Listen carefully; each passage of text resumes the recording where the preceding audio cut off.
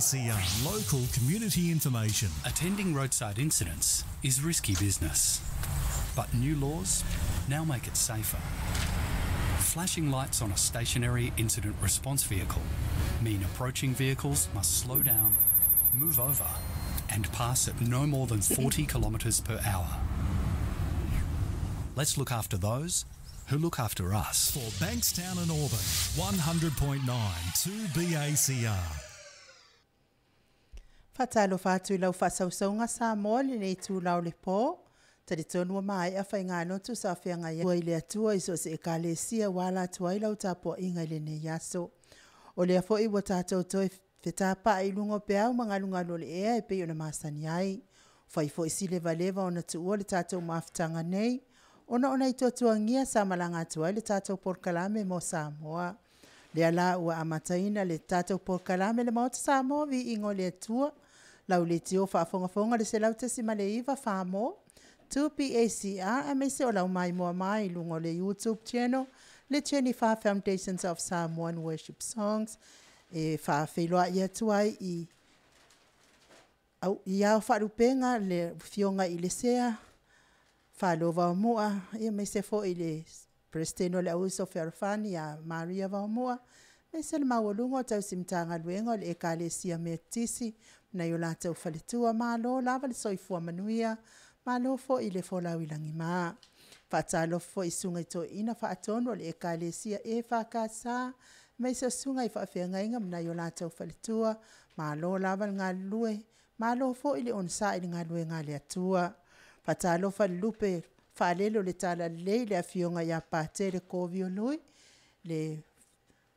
pa ia fo i le ia pātele a mese o le pa ia le tu a inga sao le ekalesia katoliko. Whaatalo whaatu le nganga whaaloalo le ne iaso le li. Malo le tapuai. Malo fo i le tawatai. Whaatalo fo i le au sina si o tātou atunu ina i tamama tina mātua. Oe o lo tapu ia whaiwa le ATUNU'U i le aso ma le aso. Malo le tapua i a te o tau. Tamama tina matua. Malo fo i le ona sai. Ti ngar so i fo matua o lo ua iai o tau. Talo pea i le ngango le atua i sosoani. Ti ngar so i fo matua i a te o tau matua. Malo tapua ia manuia fo i tapua ingon nei vai aso. Talo falpa ia o a inga le mamalo al whaafale upolunga fale tua matausi. Mai se lave loa sa uma oe o lo alalam papa au e sini Australia o e fo i nai pa anga le tatou le tio le tu PACR se lau tasi ma le iwa whaamo whaatalo whaatu le anganga whaaloalo. Whaatalo whailau MAIMOA mai lunga le YouTube channel le Jennifer Foundations of Samoan Worship Songs ma lo lava ngā lue ma lo fo i tawatai ma lo fo i le atiai pia lava fo i o tau whaiai na i o tau ainga ta fai fio LENEI lalolangi, whaatalo whaatu le anganga whaaloalo, malo le onsai, malo fo i le alolofa ina i ainga i Samoa. Whaatalo wha masani so tātou TOFI Samoa lo iai, ia nei mātua uso matua ngane, a meisa fo i o wo mai masangi, ma ainga i PELE le loto ma le anganga, le tapua inga fo i anai au nā le atua, lo tala wha auto, tala ino, le fina ngalo le atua, whaatalo whaatu le anganga whaaloalo, pia se alala whanga o lo e whaatului ai o na o le tala inga. Malo, o e Samoa ia saale nga su o le tai au,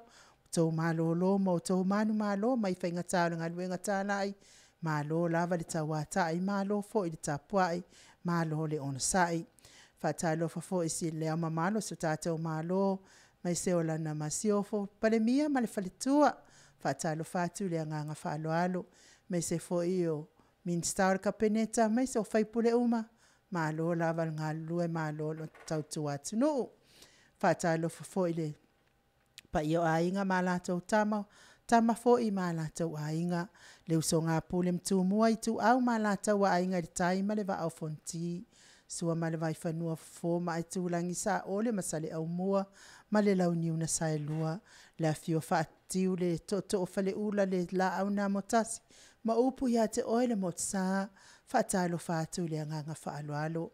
Whaatalo whafoi i le SSIG po le Samoa so whaatasi le lalolangi atoa la uafionga unasa iuni sa polu ma le mawalunga le SSIG Samoa e maise nei lalolangi atoa Malo le tautu atunu.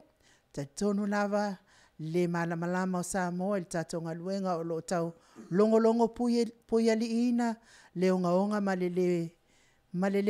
o le latiro a luafe malevalu o pasia le malo le atunu. Ia e tatou longo tu pea. Ia o le tu lava toina mai il pui mo oe. Ia manuia lava o faiva Yuni sa polu e me se fo isi o walo ia Chelsea.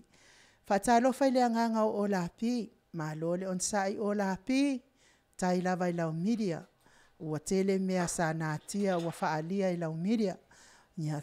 talo pea i le atua, ma ua pea le poto fo i pea le atamai, ia wala ungalu e ngafai o le longo puia li ino le malo le ATUNU'U. Ia ma alo ese mai le tuinanau, ai me se fo i o mea lefe taui ma le ami o tonu ma le ale atua.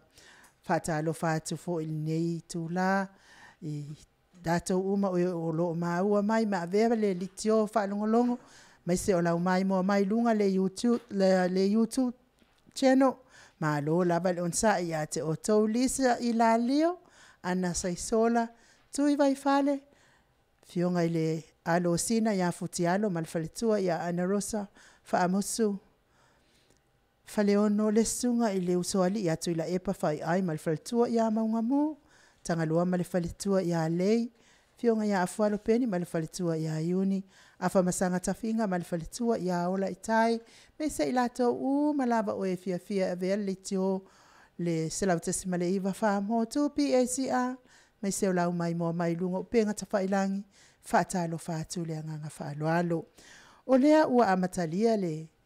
TATOU POLOKALAME I LENEI FIAFI ina ua toe 2.5 minute o Natali o le tula fitu fa malulu at foi ia ua amata foi le tuai ia ona o le faalangolango lava I tatou masini ia wale MAIMOA mai lunga o penga tafailangi ia le masini ia wale mfai foi ina e MAIMOA mai lunga o penga tafailangi ia o lea la ua toe sila fai foi ma le fionga le tapau fa sina fa talo fa tuai to le afoa ma lo lava soifua manuel nei tu la le fiafi tau au na tau tuaina lo fita ma futa mai Samoa fionga le tapau fa sina ia to le afoa lua moa sa I alelua ia fa pea foi Mike to le afoa malo nei tangata ilinga noa li tia sava inaya mai sala I lua sava I solo lufi fale apu na moa fatalo fatua I langa fa alo malo lava soifua manuia to le afoa Ia, malo foi soifua malangi mai lo fionga le tau sala o papa. So ia ke whapenga.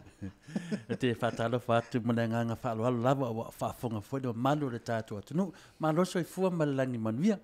Le anganga masani lava ia besili le mona e whatalo fa le ATUNU'U. Le foi sa tuua mo le tolu vai aso, mo le whaava aso. Ia do whafonga me foi do malo e me se lava wompa anga le tātua POLOKALAME. Eio e. Do e whapena whena to e whatalo whatu foi pena masani. Malo soifua male langi manuia lau fionga linga noa. Ia. Tau fai whamalo I le alofa ma le anga leo le atua. A pe ana le se anoa lava le alofa o le atua. Se manu tātou te le au lia fiafia nei tu lao le fia. Le alaua to e amatalia I fo I tātou ngaluenga whasalau ia po le longo puia li ina fo I le manu le ATUNU'U. E ala I lungo ne ia la leo ma ne mea ma po e ka ua pe kelo. Ia lewa ato nele vai aso tanu tali mo fa nga malanga. Eio e. Ia. Le ase le ngona o ia nei TAIMI I lau fionga tau sala. Ia. Mo le whaafisili e lo fionga I tapau whaasina. O kalangonga la sala mo. O kalu sa mo ka size like titi. Do size 1 so size 2. Ia fenga ta fo fa alo se fo yo nai wo. Ia mai se lava ona ia inga. Ia nga le fo I fainga malanga le. Maota Samoa vi ngo le atua pe ona tu ai fo ile. La fanua o sini Australia. Ia, te la malanga o te malanga, ia. Se malanga sili le ia tia. Te le o mena te tupu ai, ia. Iyo e. Me se lava pe o lua o mai tau alunga. O te le o tamu whainga sa ta nau ia. Pio de tasina mea de mawafau. Ese le tu ava noa le tu. Iyo e. le tu avano le tu no vinga ia lava no sa o ti fa vai wa me uma na vete faia e ai lava no taununga o do tele la o me vai ai to tele o tangata vole o la tu taununga o fa vai pele le nganga na le o tali tuai le mana ia malanga le na wa to foi malo sosoani ona o se me ese le ia ta ni mea sa manatu le tau no o mai ia wo o mai oni fai unga mani ni tau no manga mea sa unga lua mai le tele o temi pe wo sau e te lopo vavina tu o mai le to ia po le meo lata mai foi lata taimi po le ai ia tu sai fo I male o mori mawina ta awa ia tu fo I fa moe pe ona fia ngai mala wa fio tel tonu lava o tu I lava e fo I taimi e fai fo I fai unga I le tonu ia ai koe sau le se awala koe la ku I le se awala te lo tu I le se wala se ia o la mana toi na mal pui malia le loto I le tali le wa tu I la ma io pele le nganga ia tau finga wo fa so atu lava I lau finga mamaro o fa fonga maru tinua ni mea o te maho fauna vavina o mai I se a lau te loa po a feo o mai tanu se ta sifu o mea sa o tamo fai atuai o mea nisi fo o whamsinonga o whanua ma soafa e sa manatu e tuai na o mai o mai ai o mai se awala mania tele ia te talitonu e se manaia mo le whamaoni o le angale na o le whamaoni o le whamaoni e sauai lalo ma le ono sai o e te vai ngō fie ai whinau se mea ia whinau ma le mea tonu wai mawhai e le tua o na li liu me umalava pia whapea e te amea tonu tau tala le sao whamaoni le ngangane na o fia te lo malanga le na whawhitai dafu e sele le yo le atua pe lava o saunoanga ta tonu lava fo I lo tu I malo on sa wa tele fo yo taimi pe te whaasoa mai a te au whawhita o le to ainga ale hala wo vai tino iai te lo taimi te whaasoa mai ai e malinge o loi mata ma o fo ile skemi o soilo wita mai whapea mankuala o kala pe wai whasia pura meng whamakala mai e nge ko inga ya o ene maumea ale ala wo va ai ni mau mea le asa talo fai ya oi ai ma lo fo ia te oi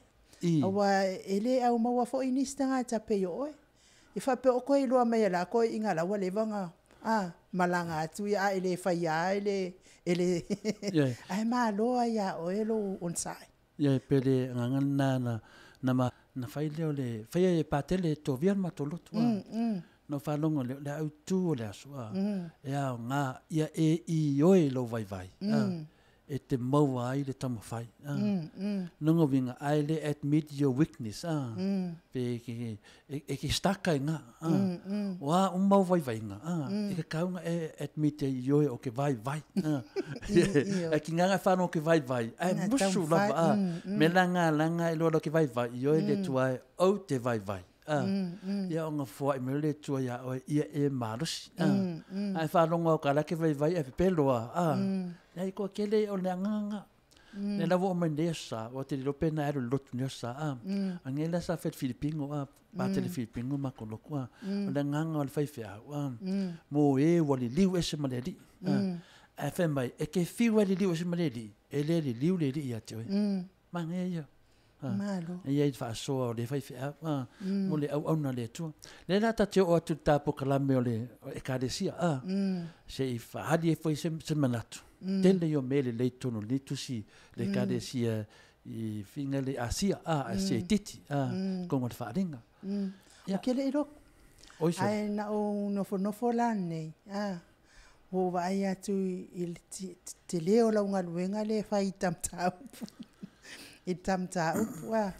ia na ua solo lea tau mwhai e whai tau ia whaalinga le tu atu pe a uma ia tu si e fitu ia e kalesia we will skip over senga lea o leo kei no inga e te tau ona e wha umaina ia tu si ana ave e kalesia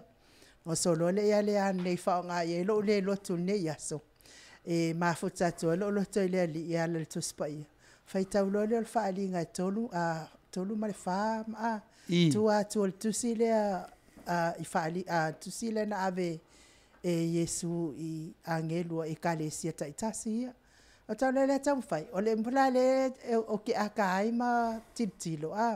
fai tau nga ele fai kau atu fo ile le nga kope ase ia ke fia I loa po le ale au nga o le tala au tau atu ai ia ile taimi si tia ai e kalesia io si tia ai e kalesia ia o si tia le kalesia o na ole ile langi e faatali mai ai Yesu ile la kalesia le si tia tu lang o inala e fai ai ia le famasinonga o kangoa teulo loto wo fifia ye o le melantu wala tulo mafofo ya o maunga luenga ai hoki ya o maunga luenga mahana ye o le fai tawa yande e o inala e fai el famasinonga le atua ele se famasino ina la o nga sala a famasino ina o nga luenga sa fai ile la langi ne anyway la lela ka o akua nga iluma lele ia la le famatala tia o kere iloku ale ka fai ka ola ku sia ngai mo tawa tuailo no winga ta ua nga luenga pe fo yo nga luenga na e tawa da masi ia tua nei fo fala singa ta le POLOKALAME o Maota Viiga o le atua ia le ala au mai le tali o nga luenga ia le fa FIAFIA ina lo fina ngalo tu sai ma nga luenga ia le I va ai o fonga I fai unga tustusia ia ona fai ai le stala wa fa fonga man le tunu le winga la nga o tala mo ma fa atu lo le atu ia nga luenga fai pese lo winga a fai atu ma pe ile nga luenga le pa o le alva la au le atu ia te oi a le te fai pe le nga luenga lo winga mana ia ia fai unga tangata e fai foi fa masino nga luenga ia pena ta faiatu langa o le to tele le Atua o se me te faia e le Atua e le ai la se alu na saula ia le a sau foi le manvia famatala a te mai famatala langa e toftofoina o le tua ton ia o le mea sa manato ia o le mo tangata uma o le aunga o le famo mo no o tau sao Saua pete loa lava te lavea mai a fai nai mai paula se la sisila le tua tau tala sao e le ai a se pango tau tala sao o le mea nana o loa le tau whamasinonga mua to le afoa e sel mana i o lo saunoa i mea sao ia e awane e suia ia mea wa umana whaatatia mau ati file mu o le mission ia te awa o waia tinana o lo te la vese mea o te tau tala lava iai nanga o te lewa ai se tangata au te vai au I le manei o mea tau tala sao pera me te tupu mai nei ai nga doa te leo POLOKALAME te leo mea fai te leo tau talanga te leo saunoanga a le ai le tau tala sao e se le manei I bea o ele to ina o te wha matara to ina le mari to ina la o ai per to ina ia o lo to tar sao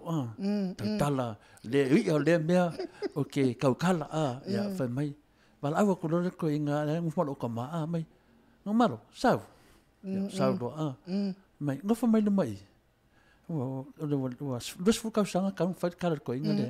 mai la ta ua se me ya te ya tadi ang fo mala ua malo ta mala ki mo felo ka mai kala ko inga la le wa iva su ivan ka sanga ke minge ang fainan kala lem sa po fix fu mon kup me dela to ina ta vai wo va ai pe ya oi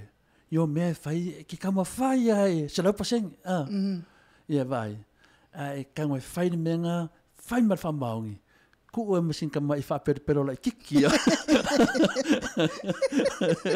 o nga salami ele me ke faia o nga le o lo mau faula fa mai au ka ku mesin kama I fa pero ia nga ia la fa pero o mo o le fa pero le se pedo le nga salami ele ma nga yon nga aso pe me o ko fa makala mo ku se tamade la so fo me termine ai o kun selang o le upu le fa pero no vinga kakawa nga yesin ka mai negative ya walu la mo ya me uma nga yes ka mai menga sa sa fai la o fa perpelo ele se perpelo al fa perpelo pie fa afa ele o fa nga le ngo malo ano sang berka pese ya malo lava e o fionga tama vasi au fa longo ata la fa perpelo o mankua e fo yale si o kenge fo inga kele a fo ia kala e tele a taimi vili mai fa makala alau kelo ala kal pelo e o malong fa makala se kala o fa kulo kelo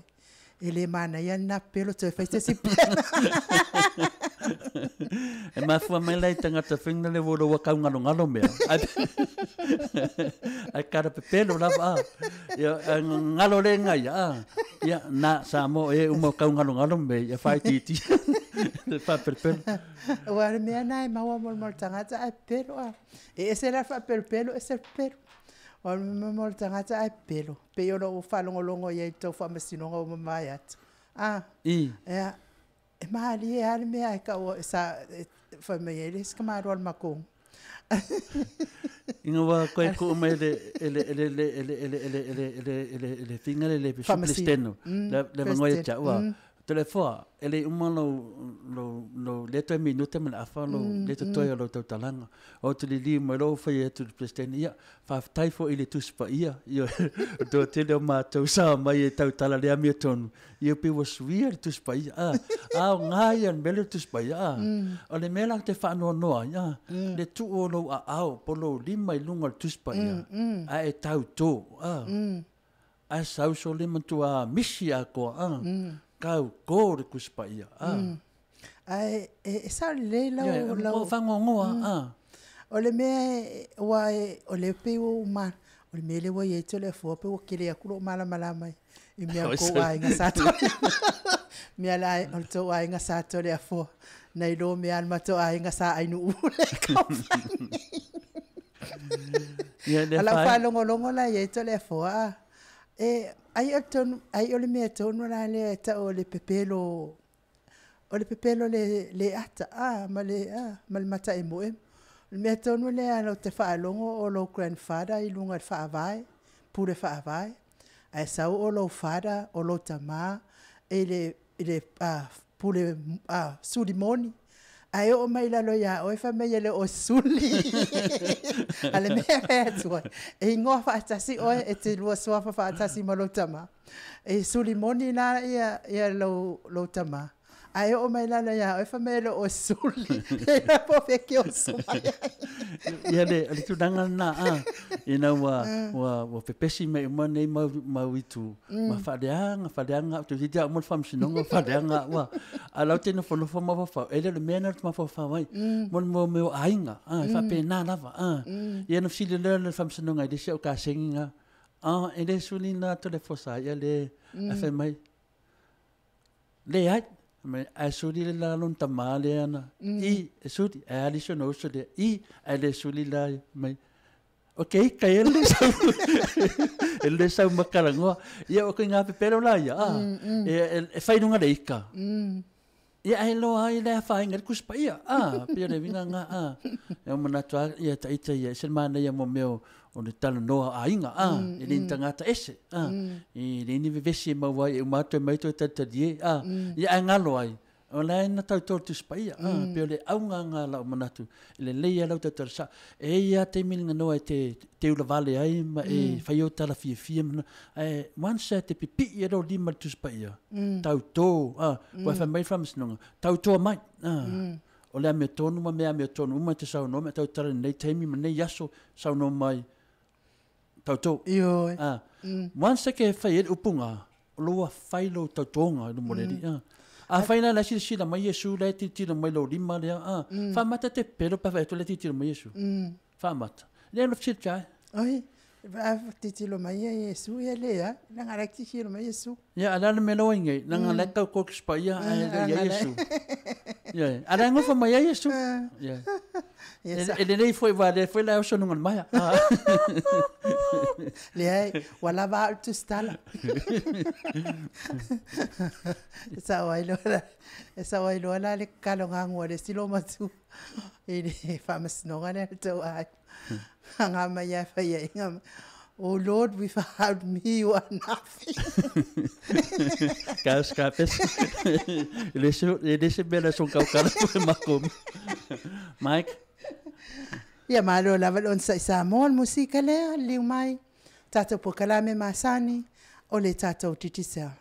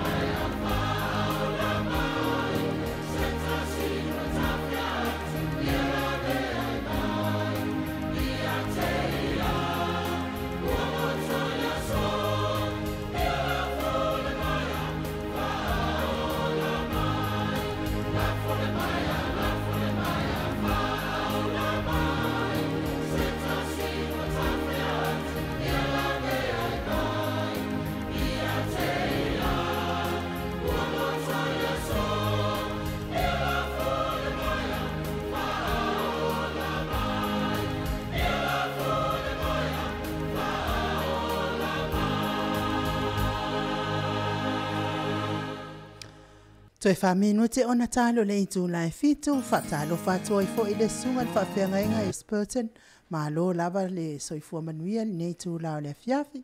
fatalo fat fo ile mafuta mai ona ainga le fiong fo ya pale so oma ya tangaloa pale so ma le fana ya ai mai se fo I la le uso ya leti le mana ma le fana fatalo fatu le nganga fa anualo malo lava le ona sa ia te otou umalo mafuta mai Christchurch talo fa fo I mafuta mai ona ainga I Samoa le fionga fo I le loia ya le ota suatele tu fele ia ma le faletua ia sua Vivian fatalo fatu le nganga fa alo malo lava le ona sa I malo fo I soifua manuia o le ua tula I mai le tatou TAIMI to e fit to e tolu minute ona tale o le itu la e fitu malo lava fa aftai le anga le fo I fainga balanga e pei ona balanga atua I fo I Samoa tatonu lava fo I de anga le si ia Samoa malo lava fa aftai le anga le fainga balanga pei ona malanga atuai lo fatele atu fo I POLOKALAME Maota VIIGA le Atua Maota ia mai se fo I le atali pei fo I ona fainga luenga le mahalo ya pasui Levi Hunt fatalo fatu ma moliato lo faanga mo oto uma talo fa fo ima moliato lo faanga mo le I le tauatai lofa tele atu mo o to uma. Ia tatonu o lea le o whaatatali tatou so ta inga ma tatou titi sal malo kalame masani o le whaalawilo ina o tatou au nanga lea telefoni o titi sal. Ia ai malo laval on sai malo fo i le anga lei mo o to uma o e o lo mafuta mai Samoa. Ia ai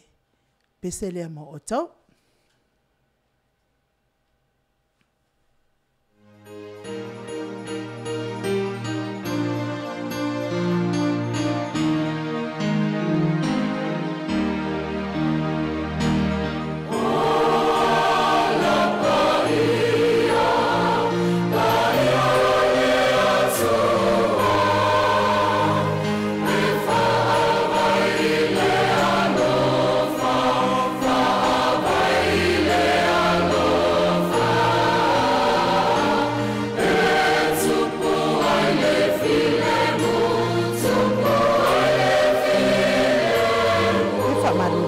Tato musika mata mofia le toi whaawau pe a umal tato fsota inga talwai le wa mafuta mai tato company malosi le titisal le fitalenga le fonga mua le vai maunga le tau whaamuli tano al fitalenga fo i awa e lua o le fitalenga i le awa mua a o le a au tau matau fo i o le pulenga telefoni o le titisal a wale whaalawilo ino le tato company malosi sini Australia ia ai mai se o ATUNU'U e mamau. Whaatalo whaatua i lau fitalenga multalo ni nei tūla le fiafi, ma loso i fua manuia multalo? Ia, ma loso i fua manuia i lau fionga i nganoa, ia, lau fionga i tau sala, ia whape foi i lau fionga i tapa upasina, lau fionga i ato lea foa, pa i foi tato upisa whasala lau, ia i tono sini Australia, manato LENEI aso, ia la tawhai ao ia pa ia o si o tato ATUNU'U, ia tawhai ma foi le tamaloa na li whatu le ala taua, ia o manatu foi ua lilingo lava le maunga tuitonga e lea ua apo matango fio maunga sala fai o matu whaalongo longo atu foi o lo mawalunga le alofa ma le anga LENEI o le tua le nai tu vai e matu tu whaata alofa atu ai le pai o le ufai ngaluenga TOFI le tua o lo tala whauto i so se whata whai tau langa le pai foi so tātu ATUNU'U i ona tu langa whaalutia masani le pai lava i ainga mo la tu tama kama foi mo la tu ainga ia le usonga pule ma tu moi tu au mala tu ainga li tai ma le va puti pa pe foi tato mo tu sai le motor pala polo tenane le mo sa ia ma lo so fo manuia in no ama la usiona le tu la fo ia tau fai fa malo ile lo fa matala so le tua mo talo fa tai fo yo lo ma wa tu fa longo lo ma wa lunga le lo fo le tua lo ftalenga le fonga mo le vai maunga o lo longo fo ile whaafonga to Samoa umoro alala ma au mau i ATUNU'U i whafo e mese lava i sini Australia i lau whaafeiloa i whaaloalo mai ma lor whaatupu whaafitai fo i whatalenga whaaloalo ia o lea ua tātou to e feiloa i fiafia i LENEI aso i o no vai aso lente ene ia pisa whaise ma lolonga le au whaingaluenga nei mo talo taluaina ua fo i mai ia o lea lai fia whalongolongo pēl tātou ATUNU'U i le tātou back to school promotion ia po o whaau pēl lava ia po wai ei fo ini tātou se result o tātou promotion lea multano. Whaftai tele lau fionga i nganoa, lau whalawa i tātou TAIMI, nātu la su tonu le matolini o tu sai ma tātou results, ia o vai aso leo o tuana iatu. O le tātou results leo a paiona maua mai le TAIMI nei, ia o nisi nei o numera, ia o whaiona maua mai, o tātou se fulu foi tātou whailonga, ia ua manatu nā na whailo pia, to lima sa mo manu malo, e to tolu mai New Zealand, ia male to lua mai Australia. To lua mai tātou Australia, o numera la nei wa laki foi tātou sei, o le ono tasi wha,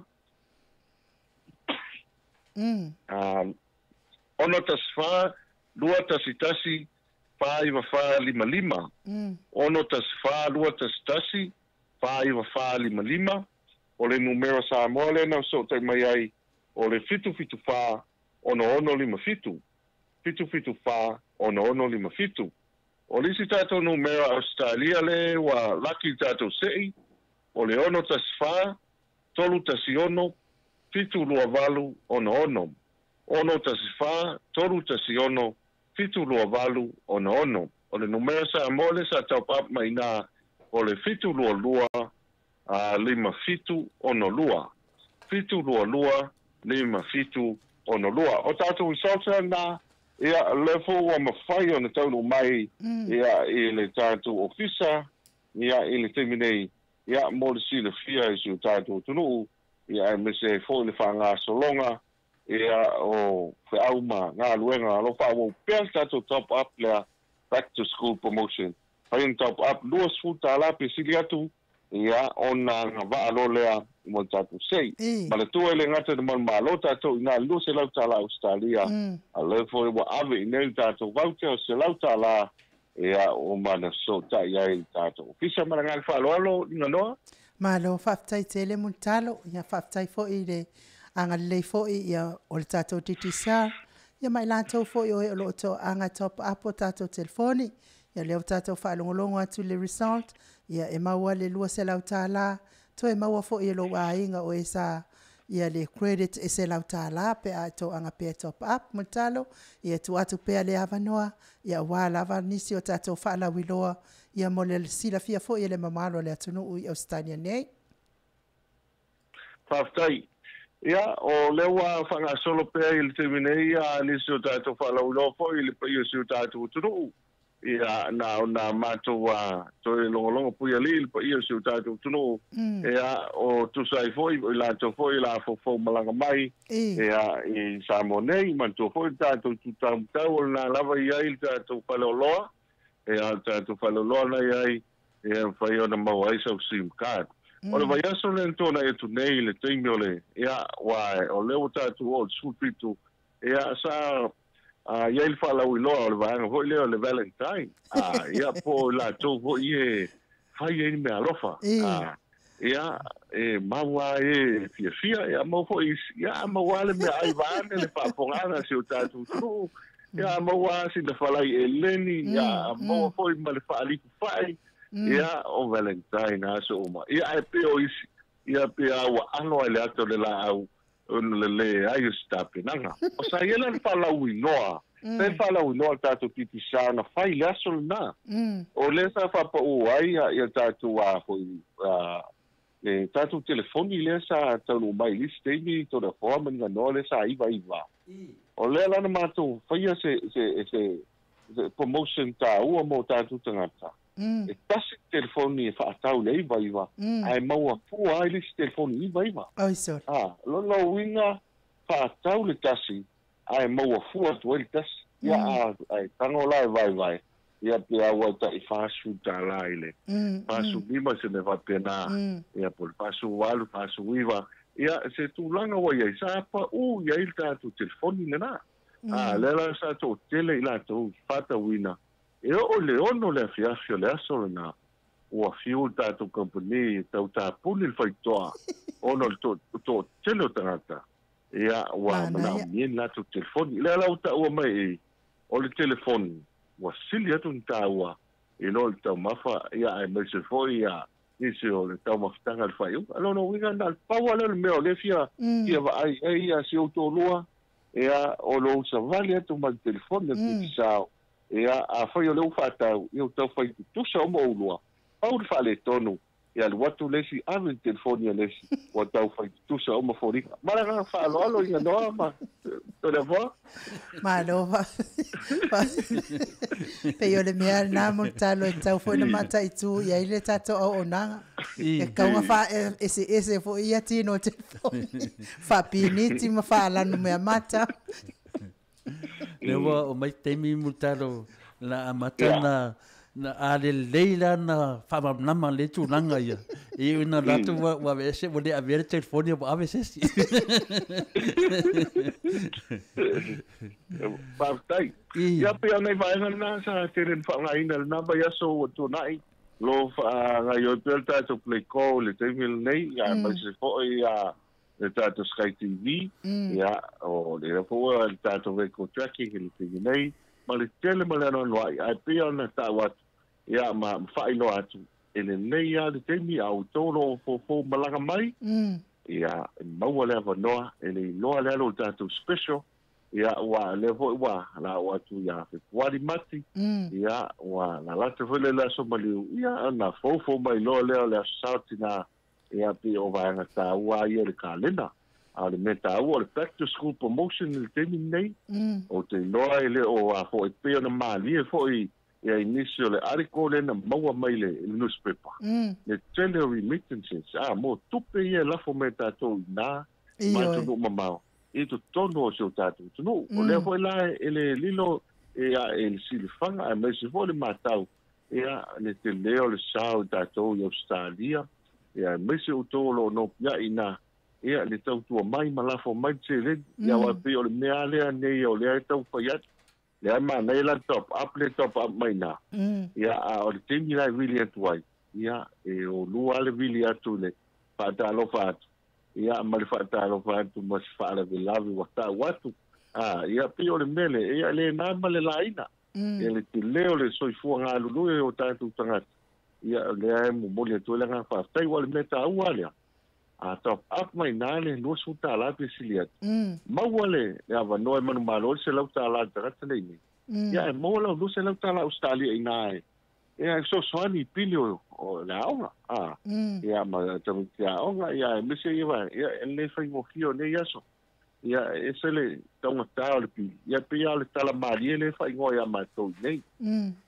toi titi ono se lau le tau le pili i private schools hoi ele kuat ia e fa longo atu e fa mai fa popo te mai titi kasi fa popo tolu was food tot ia wa ai on mai no winga mai mau le pili a tona tonga le back to school ai fa longo atu onga le onga pa mai le ia esiona tadi kasi fa popo tolu was fumba tot oka ia matua alu le posa ili tu il te leo fa tot o le fa no fielna le mnatu le tato ti sao pata ua pe tato back to school mo se mala fa lolo Malo lava le tulanga lava na lo i le temi nei to te lea fi o tangata mātua wha mai. Ki nā whātu luan lua wha mai luan tōru wa wha. Ia bea i lata me te o le tau a wā o le numela ma tātou lava a whai loa wha tau a toi ina fi nau wha me los toi ina. E le wha pe luan tōru wa wha, luan lua wha. Ia le tunanga nā lo iai o le tato telefoni lea pe le telefoni lea whai mea alofa mai te tonu le tato POLOKALAME i sini Australia nei. E se le maa nei o le telefoni. E ma mea Atua. Ia le nā whi uto i whai mea alofa a wha tau lo telefoni. Ia te maua lis telefoni. Pe half price lis telefoni. E la le teletonunga. O le mena nā wa peo newa i temi peo wa mutalo mena lo wa ngai fu nei by temi dala funa le taua o le famanatu mai peo tulanga na ona to tele wa fama ma benga le tunu e le tele na se tau le telefoni a le tele na nga ma temi fa sao mai le soifuanga i me fai o fe au ma ngadvenga e se la nga le o nanga wa hanga el titi sa ia tu at pele no e diso me fa la vilo menai tu ale la tu start city Pastai. Ia pe o mai taua na o tatou safety data plans na mato telefona na tu pe pe ia su tatou tunu na foi tonu mai ma fa ainda ia le tatou internet ia le ia tatou super safety o le na mata ia te lo talonga la kapi nasi ia me se fo ia le fitu la malisi le sa fa Samoa le sa fa nga e tangata le sa ele live stream foi le no o telefone o le taua la le teira le tatou titisa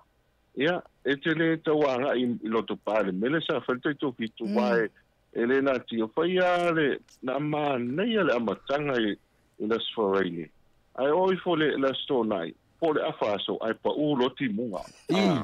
ia mana tua foi la ia tatou i malisi loto pa le tele ma le fu le to tele lo ingo le tala le lava no foa pe a foi tum wa pe mana ia pe alai pe ina tu e utafa ia pe le pe la pe pa o le to tele la tanga sa fa nganta to teira pandola ia e top up pa ile teira ia ma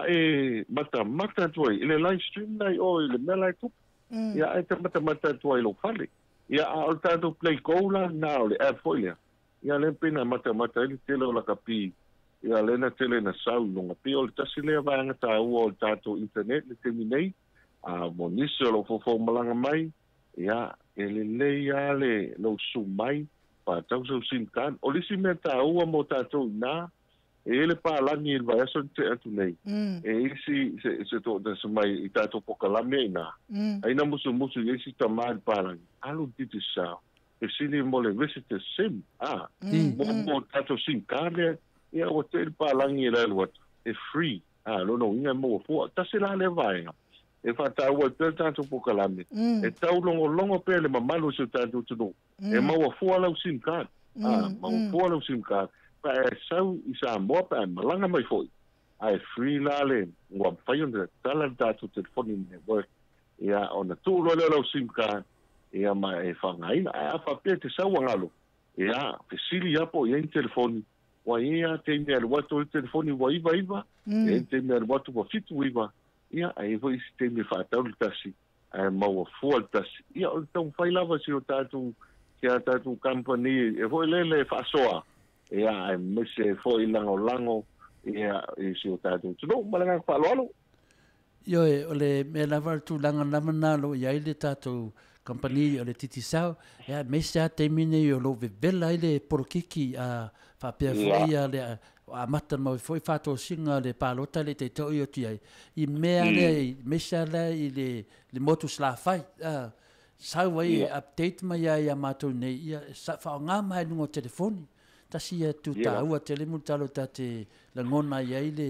le ta fia fa pena fa la ulo atu le ATUNU'U ia ese fin nei vai ten ia tu atu le no fa ma na mati ni mai tato GPS ia matu langa fo tato TV ia e tata li whama vai. O tātou TPS lava o te lofo I o se taswhea unanga wa lau fia pa I o se o tātou tunu o te lofe o whangai nei tono Australia. A le tāua o le tātou TPS lea le vehicle tracking le whai el titi sao. Ia wa pe o le tasi rwanga tāua a tu tono e mātou. O mātou SIM card lava le whaunga. Mato sinka tu sole o tāua la lea e ina I company tāwale fo I isi TAIMI ia wai o mai wha ngā sinka na ko ia a company o company telefoni ia e le TAIMI hoi o lai le unit ia a te whare tonu ia sinka a le tāua la lea o tātou titi sao o mātou e whai el device tu e tonu mal sim kane wa ai mato no inga le ise me te popole ai po fea ga I el vale ia mantua mo le lunga tatu Apple nai ai tatu satellite foi nai foi mo ai le website e mo fai ona ala tu ile ia se fala no ava pe e fai le speed limit o te lo ma sani tatu na over my speed limit ona sauno le email po le alert po le ta un tangata po ai fo le ona pe tasi no pe tolu ia ni tangata e sena anga ai o nei lole ua ia ele mele ua whaisin sao o ta vale a whapeala le asale nei le su tasi le po ai sao o ta vale no winga e ia ele tangata le ua pasua vai le po la sa ua ele ia se o le aso unga alu le po la sa ia wanga nai se si whaare tonu mai male si fia ila na ulotu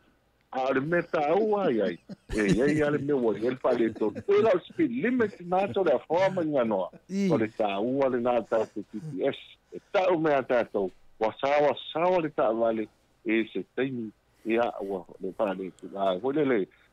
le pale la foto ia ai me se fo ia le anga ia tu po fere me la tu volta vale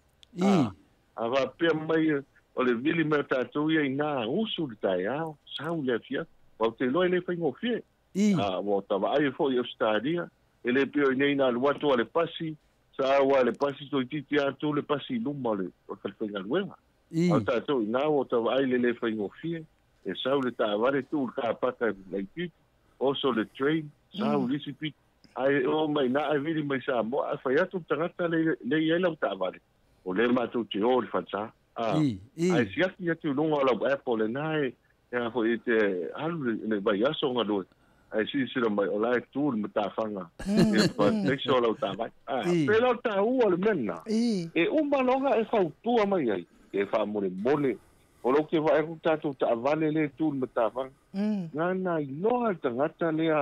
wa ia le va le o nanga fo ile le mata tu mai lo mai o te lo le o na fo ile fa ento e fa se e wala so tu la fono ma fa ta utala ilungo o ta vale le ta un fie ia pela ta u le na fa na ta tu ta vale nei ia ma tu e lo GPS ia pele ta sina vaina a tato Sky TV ia o te tautala ma le ngal fa lo e o le vai so wa man tu fika ko fi la kapi e ma ko team te la to na fi wana mata na fi sta longa isa ia o ala fiafi o tal fi tulpo ale vili me fa mo fa pi ina tu Sky TV ia sa ave fo ia le la foi ma so vai maru puer ia eu tanto tangata se mali ia tu na ia to fa ma le o le o pongsa ia o ila to pe aga ilunga vane fa fo aga ilunga o apol fa ia no voy a pi fo TV ia wala au lo ka pi e no te hasa fa pi ia o fa retorno le ia o tanto tangata last minute ia ande fa fo aga se tato no telefone ma no ma lo fa tai tele multano tal tono la valta o le o nanga o lo e tang fai fa la wiloa mai le malo le atunu malongolongo puia li pele malo le atunu ia wale le o la to TV televise ia fa pe fo ile o nanga mo la to ta vale ia la to lo o afio mai a to la to ta vale Samoa tonu lava ile fa ngo fie le anga luenga e te au nai multano ia fa tai fo ile to le atama ia fo ina te pe ia te oi ia fa so ai fo ia wale le le alu alu mo tata watunu Samoa ia lo ma pe le va no multalo pe ia inicia tata fa ala wiloa ia mai fa ma vai mai ia fo ile malo la tunu ia me se fo ia nai pa anga titisa fa tele a mole avanoa mana tu lava o tele lava ia ni se vanga o fa la wiloa pe ia tata watunu ai o le tāua fo i o LENEI tai au. O ia, o la fo ina wa. Tau wha mai atu lava ia POLOKALAME a se mātou fo i au talavou. Mātou usu neli tai au nei na tau nuu mai se tasi o meli tele lava. E tono le tino o le Queen Victoria. Ia, o to te whala i o tangata. Ia, pe o le ana nisi asa sili mai. Ia, fia mua le ni au nanga i mesala telefoni. Ia le fotoa e sa o tala le masa no fa longo i nei tanga o le tau tai o le fanga ino telefoni lunga o le ba a vile fo e apela o te mile o mai la o le ngata na o mai tau sa ili ia ni vai fo le faina ma wai nei telefoni ia e so ta e o la tu aina ia ai mana ia o le tala fia ma tu fa la lo ko email ma tu fa fia kan fa e fa tai le tua o le vai aso le tua na ia ia o le lolo wal tau wa le mele nei wa o te loi fa fitai wa to te liu fol fa nga malanga e nai tu o le tatou ofisa ia al te lo mele tu le mai sa vai na le oi fa ia poloka poloka le lava o le mela le ta wa tatou omna ia e tau tu e tatou tanga te le ngata tanga te malanga mai al ta wa la mo tatou tanga te malanga i sala faima manisi ono wa yeri tangata na alu na tasi of e alu nga wenga tasi of e to taliu malicious ai poloka lo le lava le ala na yini si sa fai lo le fiafia ya au ta u le ia o telefone de telefone la le e ma fai ona ma waili si tato o nanga fo de TNM titi sa mobile money e la foto ile tupe nei a pia nga isava ia na nga ilola i isava e le official titi sa ia matala ila na se le ia ona mawale pe fata welo na ofu lisias ia ma wata mo tang wa ma tua poloka ia la ba ia ai fa taile tu ia le wa toe o tua ia fama matani ma losi manno lewa to fa nga solo ia tatua te malanga inga i le vau kolum savai ai le tala no fa longa le aso le na sa wai tasi al malanga to tau o tala nei tangata ia nei lunga le va pa mai le la wa sa o ilan tu tala wa sa o alta o fio o a fo o va ai lunga wa e pa me tu titia fa le ton ia le temila le lunga le va ia pi fa o lo fa solo a to telefon ia tala no mai ia te pia o ata fo ia masani o tato mata le alta tala no mai lo po la utala no muli na ia ka ko fa ma wa a sau le va a ngoko e va polima ma o ia longo winga o la tala no muli a ga telefone ia fa ma va ia va sta yo le awa places wa fa mai o malanga sa ko ia fa le ko ia o mai lo fa lo la to tariska ka fa lo e va a o ko ki sa I fo le office lo ko fi malanga o le me mongia ia ya ko ya fa le ko ben ko ta ofi no la to malang ai pe la to tala le ta o telefon le talo la pa yo so ta tu no po malanga mai Samoa mana tua fa ta usa telefoni el titu sao ya le lo ale te mi ta se foi pe no telefon ya pe mai le ma o le telefon ya fa ngale ya mana fa lo alo to le fo ma ngalo ya ai mai se fa fo ngala se ta tu no ma lo fa tai tele multalo ta tolu ta o telefoni e sa le lava la ftalenga o le mena le sa tu pusa longo ina mai fo isa moa ina tala fo I mai a inga sa malanga mai e va ya e fa tai le o nanga ta to titisa ya ono o le ta o wa taimi ana ta ta tu poina fa fitauli e o le na mawa mai e le tala ine ya mato ya le mesili maltawa ya ayele yo ya solva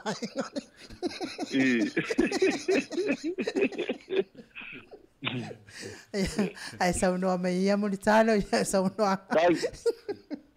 fa tele inga no ma telefone ya la me foi malanga FIAFIA fa tai foi le tua ya le fo wa mo le ne no ta tu fa so ai ya le ngang FIAFIA la malanga fa tai ia momoli atu fai lo le fai masui o le ia pulenga ma tatu company ti sao e mole langa fa fitele Samoa la fa fonga aga le ne fiafi ia tu sai foi ma le lango tatu company e foi teime tatu au nanga ia monia e poto tau tai ia e foi teime se ai le atu yama ia me foi le atu liwa ia tatu au nanga a le nau ta inga lava ina ia mauel tatu tunu ia le unanga ia mixel fasoa ia tingi fa mai nai ave fo le noa watu ia lo faanga I lo fionga tu sala lo fionga noa ia ma lo lava tau atai ma lo fo lau le kiti lau tau tua le soi fuanga lue ia me se tau tua ina so tatu no ia fa fo lenga fa tai lo fionga tapa fa sina lo fionga tu la fo ia mau pe o manatu lo fionga ia me se foi te ingo tatu se pasa la lau ia manisio vaenga tau tuai le no mai karisia ia matu talo ile tua ia wa ipe ia so tua manuia e la u dua fionga e tau tuai si o tatu no tono si le stadia al nei temi ia malevano ia e lo leo fai mesu el pudenga ma company ti sao te manuia tele lo fai ba metute ia ile nei va ia so malanga fa lo ia nei temi na fiafi ma lo fa tai tele multalo sa unoanga matango fie ia o le nganga fo ina o le o nanga nei ia mo le atu fo le nganga fa tai ona o le tele o tautua le tato ngalu ale tato o nanga ia o lo fa fie ina ile malo le atunu o e o lo fai malanga atu sini Australia nei ia me se tu e fio ni la lang me se lava fo ia te ila to o alala I Samoa ma tele na la to fa ngai na mai tato o nanga le ia vi ia le Atua le ata mai wo fo inatu ma lo fo I fa tai le o nanga I tono e kalesia ma va ai fo I lo taulanga langa I me le ia pe fo na taunu atu fo I nai ma lo I so tata watu no ia tai tonu o le fata alofa o se me besia ma se o au talavou ma lo le ngalulue ia ngale pele Atua fo ia tu mana tu le ma fa ngai fo ia le fenga ia fo I manga luenga nei va yaso ia tauto o roina pe ala ftalenga ma le Atua ma wale malo si le tino asili le ma fa ia mai se fale nganga ia wal tauto ino le atunu iso se vaenga ia mai se le Atua ma lana ngaluenga nei tula ia mate alo lo fatele atu ma le fionga tapa fa sina mo la ftalenga ia mai se pulenga titisa ia tato felo ai fo ile va ia so pe apole lo fale Atua mo le ia ilo so ifua ma so mata wola ai mo nei TAIMI fa so ifua ia la ftalenga mo tal so ifua ia luas fon mana iva minote ua te ai nei le tu live fitu nā tau whaafonga mai I le tātou pulenga o le titi saol malana au nanga te tonu Samoa I o lea ua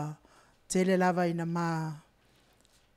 o atu fo I mamoli mawina le o le au nanga le tātou titi saol tele fo ia na fsosoani ia a wafo ilo wau mawai Samoa te tonu fo ia a TAUNU'U I Samoa va ilo witu taumatau Ia na lo ia I tātou o nanga titi saol lo tūlua mai ma le blue sky ia o tātou lava ia o le lanu momo te susa o lava I tātou lanu momo tātou titi saol whaatau lau telefoni ia nā fo ia te whaafonga pēa lava ia fiafi uma e maua le SIM card free pe a whai o oe e te na e te latu te whao ma e to e fsu mai maliu mai ia e free le SIM card e te whaongaina pe a e tanoa lava ina I tamaitai mali oe olo au na mai I tātou maramba lele I whale olo ia ai mo nei tu la mo le atu fol whaatai a ta ila tau oe olo tō anga pe tō paapu tātou telefoni ia mantua luas fulu tā langa I lunga ma ua whaamanianga pe a whai saulo sua falsei lua se lau tā la Australia ia po New Zealand po whea lava le tawhalalangi o lo e au naima tō paapa toa ia tātou telefoni Samoa ai maua fo I whaamanianga na yo a inga I Samoa ia ai pese lea liu mal pese ia o tātou sota inga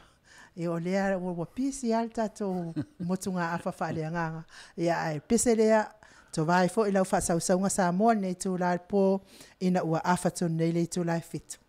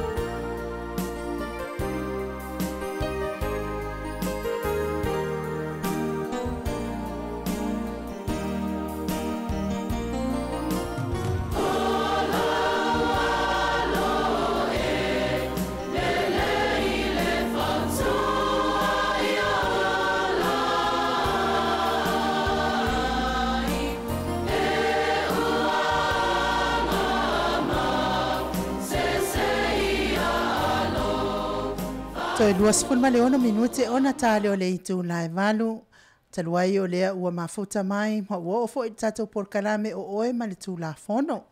O polokalame lea o lo saunia le sunga. Ia po le tapa au fo ia le mali e toa taula papa. O le lo ia. O la nafionga fo i sa i le palemene o le malo Samoa sa ia tautua ina ai le ATUNU'U i le sefulu tausanga taluai. Ai o fai ai o ia mawhai pulo o lona i tū malo o muri vai toa i sa fata. Ai o le fata maa fo i o le SSIG. Le Samoa so fatasi laulangi atoa. Le sunga ia le ota suatele tu fele. Fata alo fatuai le anganga fa alo alo. Malo lava le soifua manuia le nei tū rao le pōro. Le ota suatele? Malo fata alo fatu i lo fionga le tausala o tatou polokalame. Tai. Ia. Pea foi whafonga anga le ATUNU'U. Ro tala whautu tono Australia tele. Pa ta alofa lava i lau fionga le tausala. Alofa atu i lau fionga puni poao.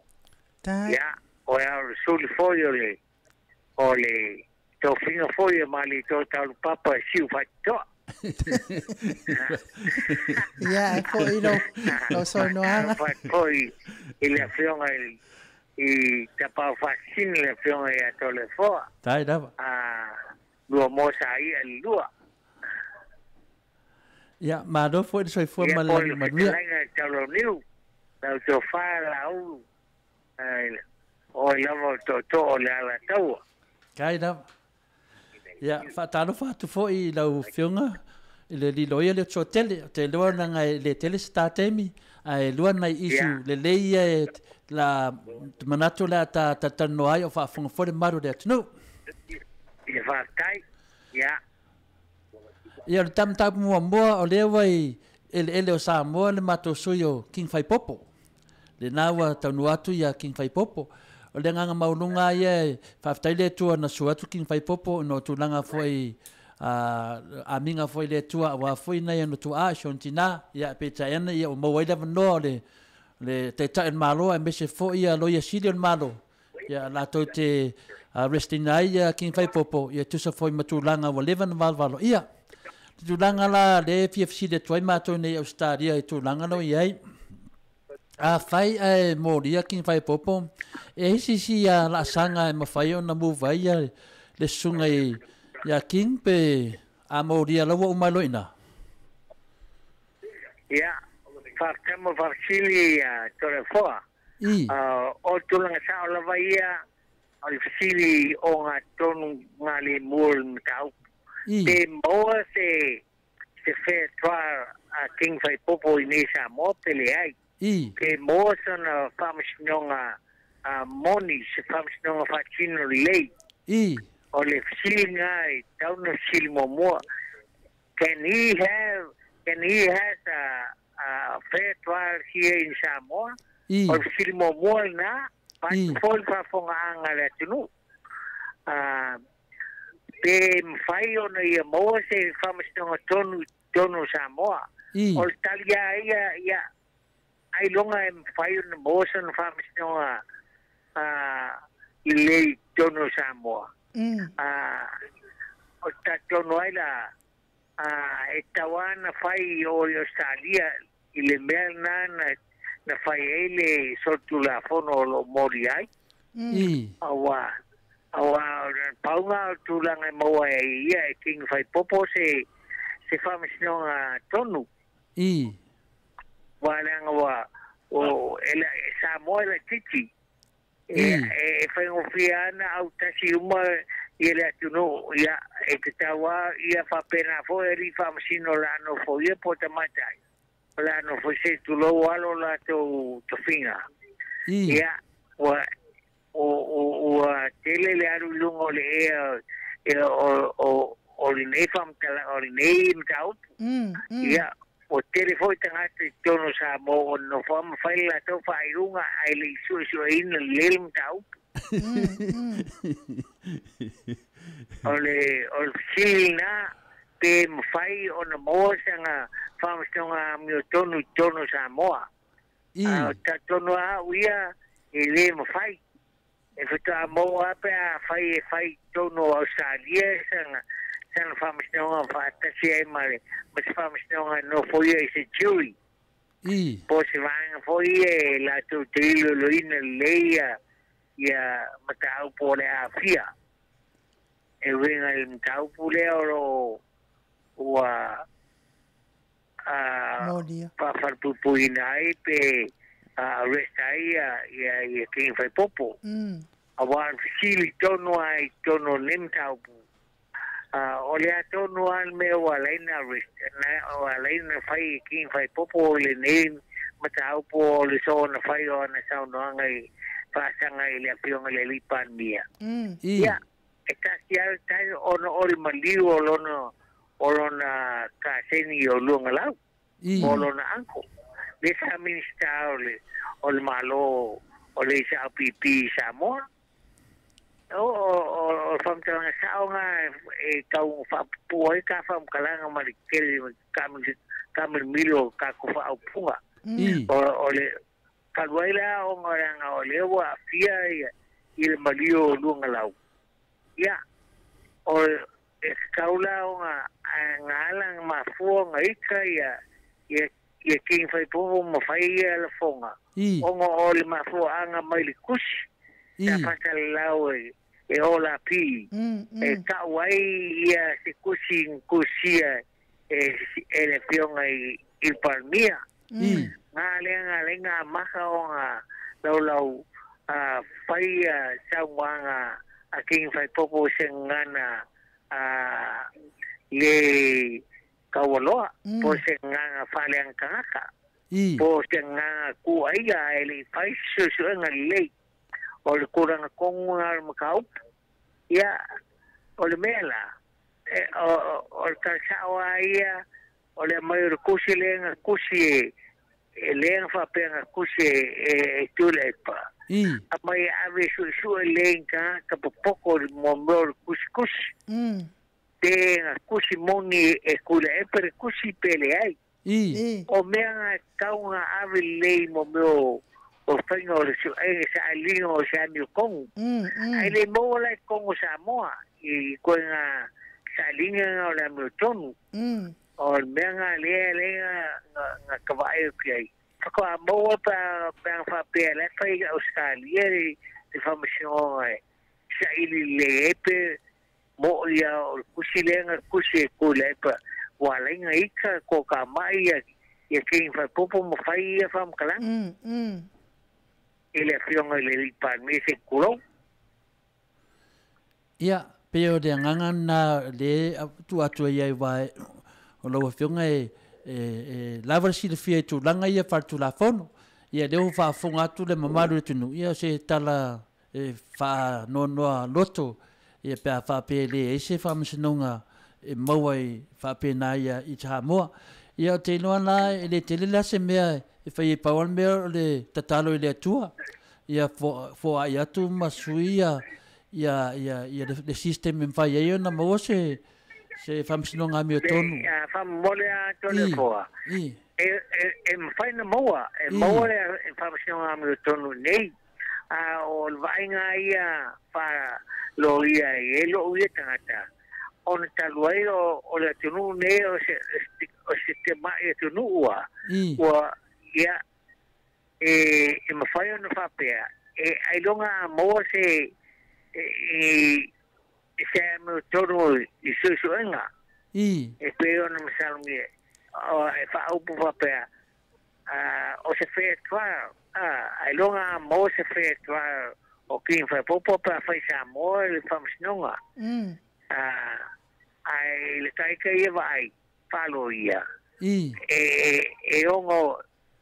mo fai onga mo ngai Australia awai ko kele nga kai le loia mea ai nga o fakte ai ko kuluma so ongo kusile pe mongo kusile nenga kai king fa popo se kusia fionga li palmia apa pera eso ako kanga poko papiko e meu kusinga po kusilima su ako fama o se kusilima na fai ko lepa o mai foi nga masusuanga lo nga o wa kaunga fa o kaunga mo le kai ya inga lunga lau ka fola fa yo se anko ki fe popolo nga lau wa kawola nga ika mafang yang la fonga malosi wa ngaele isusu ele famsonga ele keminga fa esi le isusu nga malio lunga lau ye le ko nga ko inga o ko inga fo o nga ma fo mai kusi fa ko a mai lunga ola pi ia mai lo ai kangaka o le nga ile afianga ai kusi ai ai kurangol fa kuranganga o creo fa pia ku nga afia le fionga par mi ska pupurenga ai o kusi a fai fa maungia o kusi sa kusi kurep ia o masalomia nga ese ka pupurenga fa sioki le uso ia lunga lau o le fionga mi ska o nga luanga ingava ka nase kulanga wa mafua nga kuainga so ele tusi se failo ilo mafua na twaina su le tusi pe mo se vanoi so ni tusi pe a fai se fa mesno nga kin fai popo ikako ai alo mea o nei Samoa ole makanga luenga la ko ke mai ai kaupu e lumba o famsio o makanga luenga o loye silvi o loye silvi o kanga fa fanga luenga el palmia kulepa ele mo faila o nga o for kanga lenga fa fanga luenga kulepa ko mako su kulepa ele mo fa se vanga wa mai se kanga pole sa loko lo isa loko mai faf mai sa ili mele mba ia pe mongi na fia pe ese ko ainga sama ngi ainga fia ia le freo le lipania wala me kusile le fa pe mai ola pi sanxia o mea tau su le famsinonga ai su le ilungo o saili linga po famaungianga akanga ka poko fapiko e menge o kuslima wa la si el fiel lei o kuslima le fionga el palmia la me linga le ave kusi ave famaungia le mai po se kusinga kusi le fionga kulepa pele a faile ya la me ko faile me la me ngarenga nga pai foia la fonga ka faleanga le sunga ya ki Facebook no vinga la de kaunga fa ka faleanga ina kule pai fa vai tanga ol bele nga fai kuanga ki Facebook ongor kusi le fai mai ola pi lungo la o nga pa upunga lungo le ALALEO o menga le o ka vai me va pe inge le kaunga faiska ka fa pikoa esa ususu ai lore ko fai lo yesiling fa fa ngarwana ko ele fikau kaunga mai se lo yesiling kaunga ai mai ska ka fa pikoa mai fa esa ususu el mele pa fai esa ili le no kongo o la uia nga fa upunga ko sai ma se kulo wa fa fonga anga le tunu yo kupu mai lo fa penga fa fonga mai ka program ia fa penga voia au pa ia le tua ai karisia le wa malam lamba tu le tu langa fa tai lava mole ale fa so me tu langa le lo fionga le dilo ia ale tu langa le si le tu ai wo mana mato fa no ngo tali tu le pa vinga tusi sa tali la fa pe ia le sunga le tai e na tele tu sina se tusi e wa il tangata wana kopi nga langa sai ia o fa pui ia ma wa ia fu tangata wa fa ia tu langa fa pena ai e le mene na lo te pesile tu ai e po ai la vai lo kopi le sengi po i lo tusi a le fa maonginga le tusi ia dela wa mau vai atu fina le soi le to ina ma pe amu mai ia ele lo se mta pusili le ona fima na mai le tunu o le to tele lava e tonu o le tonu lava e te tau lava so tusi dela wa manino le tulanga e te loa de lo polare si me da fai wa te lo temi mato te mata to ilungo pokalame le sa no le sunga le palmia e tu sa loto lava palmia fai na sa noanga e le nifisidi atu intele ni me fa mamma e tu sa loto ai le sunga palmia e oi te longa fa no e do ye se me tele mele fi mamna mai le na le fisidi tu lo fiong li loia le mo mai na so soani e tautali e te lo fisili ia mato tino nofo mato ia tasi na vanga fa mata lo sunga lo tsotele fai ia o kele sa wanga ro so se fa mamla mak meia telefoa so se mela masalumia e moli se si poa e fai el fam sinonga fa kuranga e avere kusika ka poco fa picoa i mea kau kusi e le mawhailanga su e kai e kongo lo fisolo o le whamsingo le ai ni poko whapiko o le li whamsingo po le li lo ia le ai se mea ngā pau o mea e ia ka whapiko e o popoko e whamaongia e whainga o mea whapenga e ame eri kusi la koke wawa ai le ai pēnga kusi pēnga kusia e le sunga le fiong le vipamia awa la te pamia ame la e kanga la e mesela ko ai ia lunga lau pe ai aki fai popo pe ai fo pamia ame la independent ame si su le yang fa belo sela kunalo po se kusia e le fiong ia kule pele ai afai yo la mele nga ai fai su i tofa leanga o fai po e fai po pa fanga ai fai e fa maunia mai o kusi kule ya ko kana il fai o su o que no está molo ala ele mai ele e fa ka e lunga fanga ai quai vanga il muiai e mega mafuenga ka valinga e le fianga ya lunga la o le mega e pupua haver kusia ave fama unge mai ye o lo poco fa pico e mega kuskus e faiang fama unge pele fama unge mai e kuranga nga fama mama fa pengai e masangiai fai una famiglia per che ne fa per e ave kan fa pico la ko poco fa pico masangi su e meia ia le lei pe o le nganga le na le tau wa taila fo ile mata up o le tele o temi tate fesidi ia ai lei lava se nga yo inga ale parembia o fai le tu langa pe ia fo linga me tate fiu lava e complain ma fiu lava tau fa ma matu ia o te le lopo ai te tau wa o manatu iai pele mo la se vanoa i ia kin fai pop o le fa kwa moa fa mo mole a to le fole vanoa o le fa kwa su le kusi o longo ia e ma fai fa machino o nga ora e ave kusi ave ka fa pico e poco fa pico fa ma on mai penga po se kusi lima kule pare fa ir kusi le pele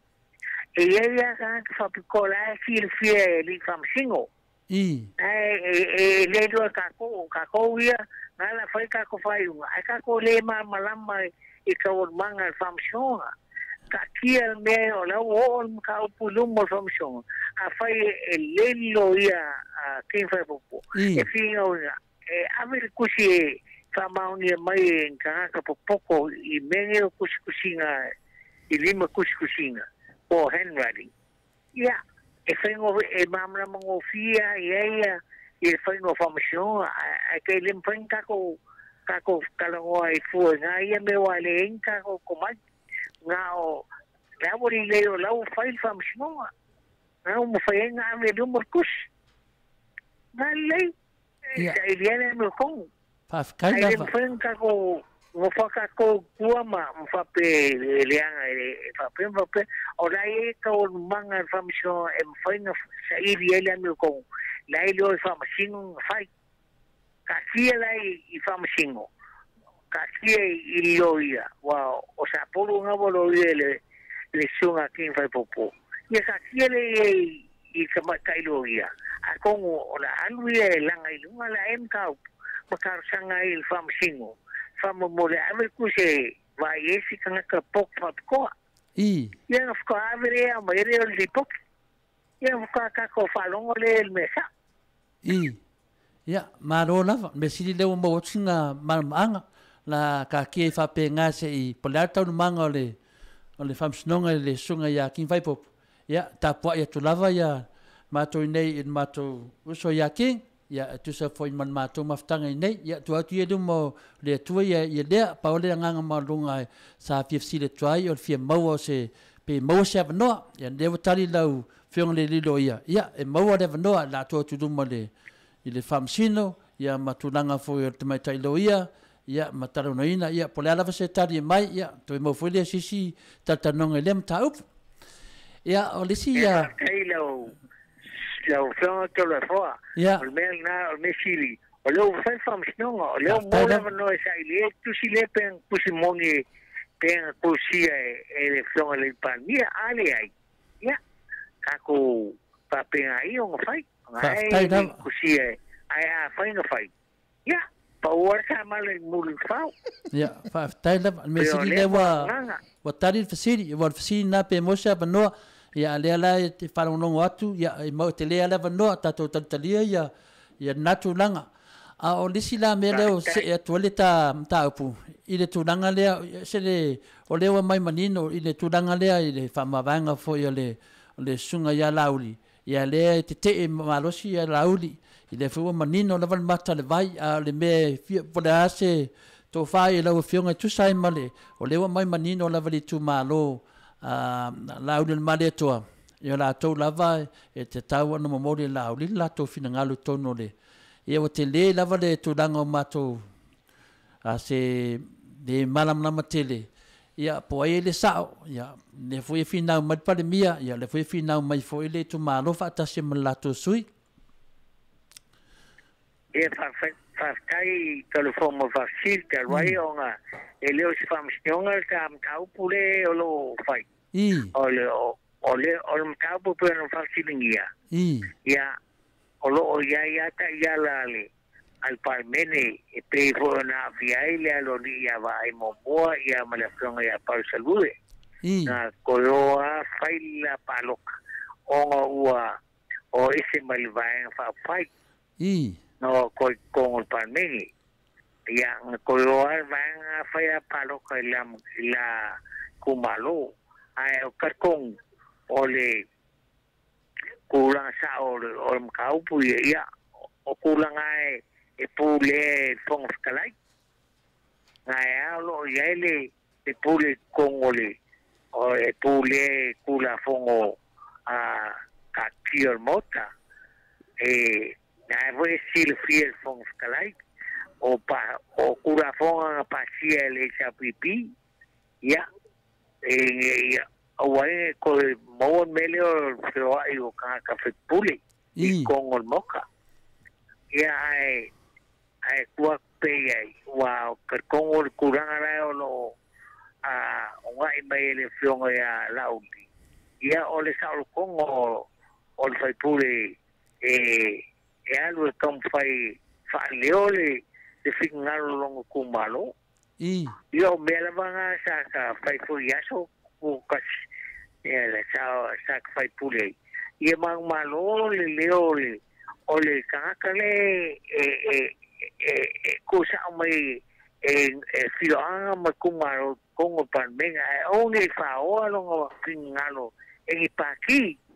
o me le a finalo que el vecino sa con o palmenga el vecino y con ia ua e pule se paki ia fingalo foi pule sau foi pule el mele ngalenga sau foi pule mai fingalo la kumalo ai au nge pule swang fa fai ma lo na le saka kam fai ai ya le wa fai le fionga ya la uli ye le fa se kio o lenga o le kelo le kumalo le tuva vai okay ye ele ngolango le kulanga pe onga ye le fionga ya la uli ya ko fai pule ya o me amanga fai fionga ri fai pule o va kawanga va ile ko kumalo fa ni sao fingaro kumalo ngalengo mai kongo moka ai o le sao lo mo le paki algo lo fa sao po paki ai le sei vai inga koinga mai lo makora fa ka mele pa lo ko inga i kongo moka o le menga o sao nga ka upu fa mo ko le fo ai o ga sao la ugi ya sei vai a fai o le menga o le ya mai on kasi fo mo fa vai o Samoa o le ya o ka le ai ka foi pese ya fea ya ele faunga ya ai kawanga faunga ya ore aya sau ai sa con panme o aya o ka kono kumalo palo kumaya ai le o sau ya el fingaro de kumalo ai algo ave le fingaro paki ele sau la ia me ya ke do lewa mangingo fen makal vai nga o disi da pesidi se kulang le le po se kulang leo pe wo ka vai aku pe wo ka ma makalakala mai ma ngo le HPP nei kemi wa pe o leo ka kala mai la uli mai kongo fai nga malo le ki va makau se o se fai do le le mo le anga ye tuluma wa foi le melo ve vesiela tunu le tele o me de o fa pe na ma tala mai le tato malo te le tu la fono mo meye vivesene e le SSH ele se la sanga le e le wa pe o tau yesi opposition tono le penga malo pole parlamento tato Samoa malo fa sili to le fo e pe sili fia le fa kulanka sili e pupuka ka programa no fa o mo ke mi ngai kan ai uja le va wal pa ye malo o paia man maro Samoa fa fonga ya Garcia ia pau kongo le awa unganga o fai pule pau kongo al bela finga le on kanga lenga sa kongo palmengi ai o le sauro kia i lo le finga le kumalo ai alu su kopi kongo palmengi kuranga o kulanga fa paki ya yo ma fa wa de siaki o ma fa wa de siaki ai fa in me ton ya te lo le la fa muta ile le ta program fa malulu tu foi lo fianga de lo ya le nganga maurunga lava malam lama se me ya te fisile tu lava i me lo matu manatu fa marulu aku lo fianga ko le fo o si au kalina onga sa kongo palmengo ora California isikula wa ang fape o ya o que fai kongo al mega fai laul kam fai algo ule mailong kumalo o kuya paki ya ule mailong kumalo mega lenge sa kong mal falo al lava ya le ia mal malo sa mo fa fonga ya fa tai lava ya ni tu dai te mon minelo fa angai il pa ia maununga si o TATONU'U ia me se foi si o tato ainga ia ta fama vai lo le tele tato te forever vai aso lea ia watu ana te afsili fama lua te foi vo umita TAIMI ono au ia o ngau lava e anu neve aso te afsili fa tai le o fionga to le foa fa te foi le fionga te sala ia o le ngei kulae fa kai e kwai i ka programa fa maru luak pa fa pa po fa punga ya o pawa o kula i le fapeo o le a fainga a faiwa fainga finga lo taxi o sea o le fa fon mai ka program fa maru pawa mangaku e ko sao ku sai fasile le fionga ya kolefo ya ai ka ko luma ai mon manguyo le masesio kamfai faisonga sao ngā pauale mea o le kam whai awal mangui o le kungu ia whai le ame o tonu whai whale ka kupalmenge ia whapea ma kako malo inga ia kako whapea o mau whakukua i lei awal mangui e foi le kai i mangui e foi e o lo o foi le o te fono ia whapea o la ko kauli mainga ia makaubu le kongo kauli me kusa ma fingalo le tua ma fingalo le kongo ia la ko kau fai mau le fai me tonu ai ia lo fangia ia mau le loko whamangaloa ia kako whapengao nga mau o le nganga mongianga o le Samoa o le la whanga mau le file mu o Samoa o le whamangaloa o ngoranga nu o le whaloloa me whanga leo ka kongkai kaia lea lenga ma popo ia fioanga ma kumalo o upu kumalo o mga kosi o malea nga whai ia ko tangaro se ko kasui ia meo o mga whai ko ia o nga pisa lo foi lea a murimuri i mea nga whai ko siya ko whanga ma mao ia ko wha ko inga whai ka ko kumalo murimuri ai murimuri ko whimari ai Samoa ia o si whaapunga nga a karfu kai ai kongo pame ka ke aru ai kumalo kuai lenga le file mu ma o yo ma ka kumalo Samoa le singa klero Samoa mo kof fa ka kele le o ko le fo e ma uile fa fonga o ka ko program e ma uile fo le o fiona mo le fiona ka sala ta fo ile malu ia le fiona ia il matua ia safano ia malu le la taua pa ka kele lava ia manuia lava ka ko se lo ile foi so foi era o fiona saúde hotel le fama stone le fiona ia king foi popo ia por sunga ia malele ia fa pengao nga so songi le ko e makai lo ia e foi ama ko ia fa ngolo ai so songi ai pe mo so ia ko ala fa pengan ka ko filonga ile vai eso le o filonga to le fo ia por fikalenge te lo niu ko le ala ko so foi era o fiona sao tatou fulani vai aso le so foi Fitu minute ua te ainei le itu lai valu, nā tau whaafonga mai tatou polokalame, o oe ma le tū la fono. Pese lea o le atai nātu, tawai fo i tatou polokalame o oe ma le tū la fono, ia ona tatou se atu lea, i le tatou motu ngā awhawhalea nganga.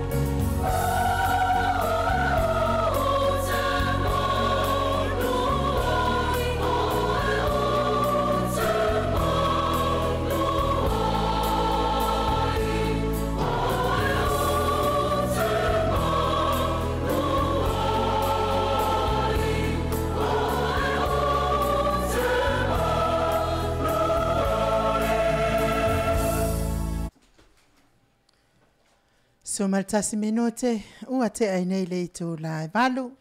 Ya talua i lea ua sauni mai fo il tatou polokalame o le motunga a whawhareanganga. Ya ai sauni pete tasi tatou pese. Si mo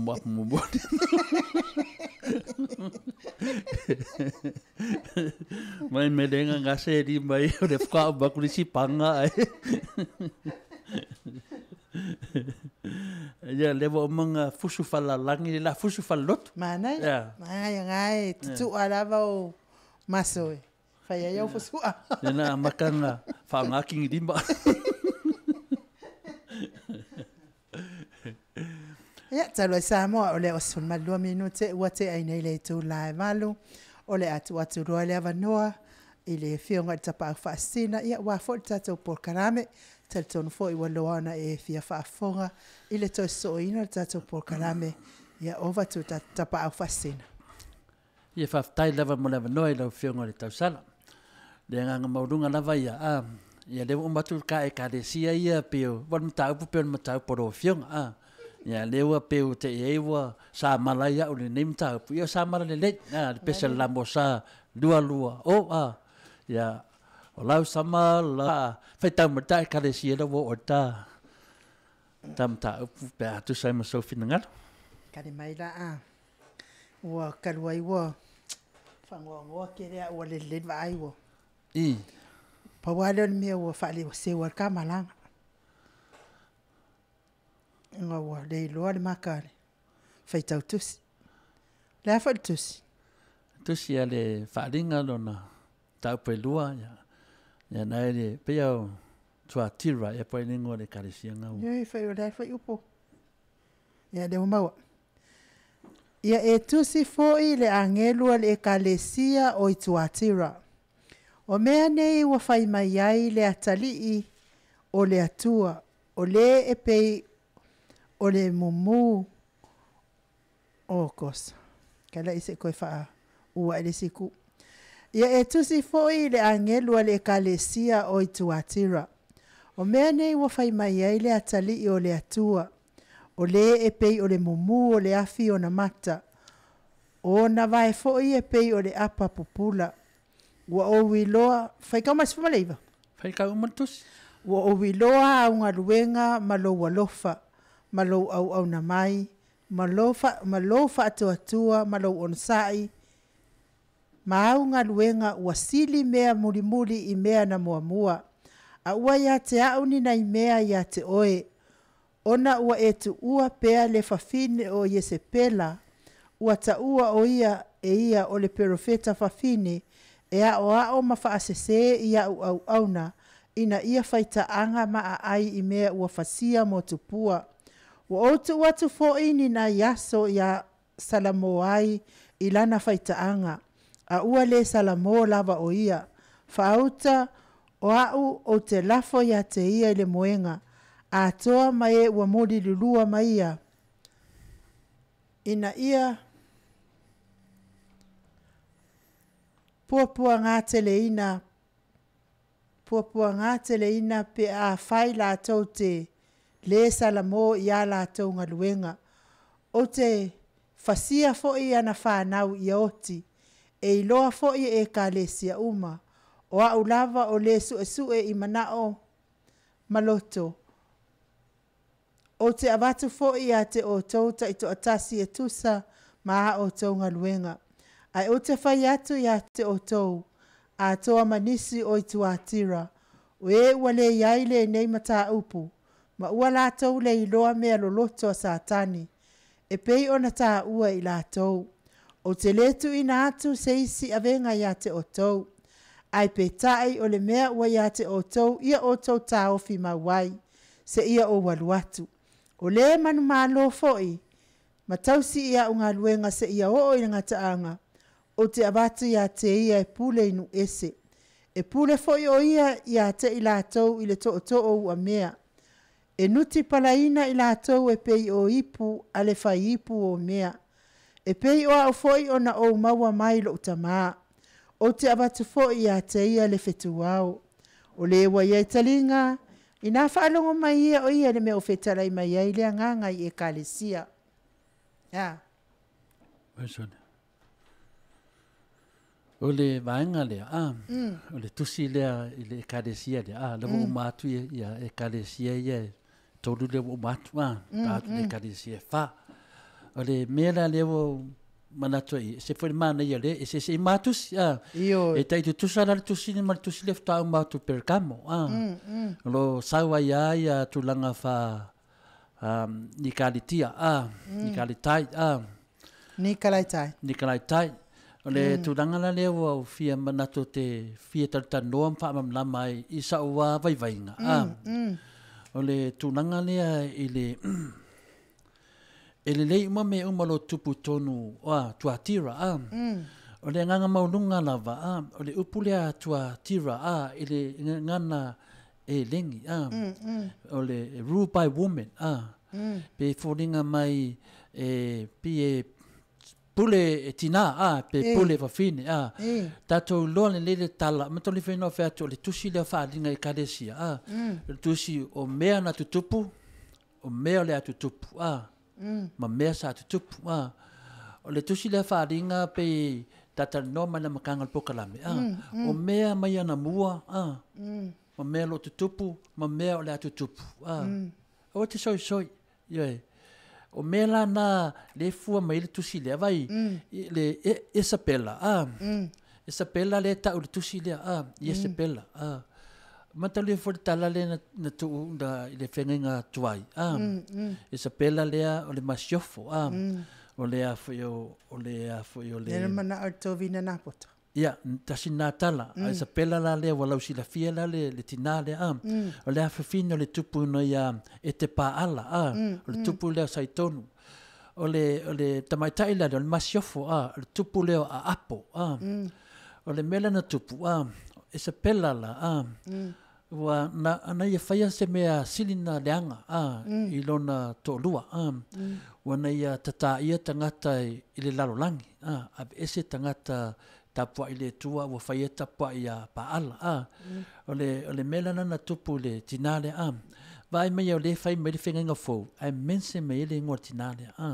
mense mai ai longo winga o le vava ayo Yesu o lo fai lava vinga fa Isabella le e to tono le kalesia le o le ngola le o finga le o tuatira o le ngoanga o longa fa winganga o se taulanga i ngā venga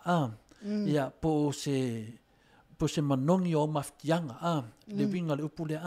le kalesia la le asa yeitu singa yaso ai o le aile kongo asia sa fai e mo meo fikauka inga mo inga o loa yo mar keming o le popular yo ngofanga le mai le fai mai le umma me umma a le wa sawa male mense mai ele tinale Isabella o lo ye winga ya fa Isabella lo tupu ai o lo ai fa to sin fai taanga me umana le yai o le Isabella la i finale la wa tau tilo ti yai o le tamaitai la le na mense yai o tala finale e koe ulilo na no toto se kanga la fai ka mai ia le tupu mua nona mata upes fumu no nona fai oportunitasi se fa popula to ele Isabella le tate tal noai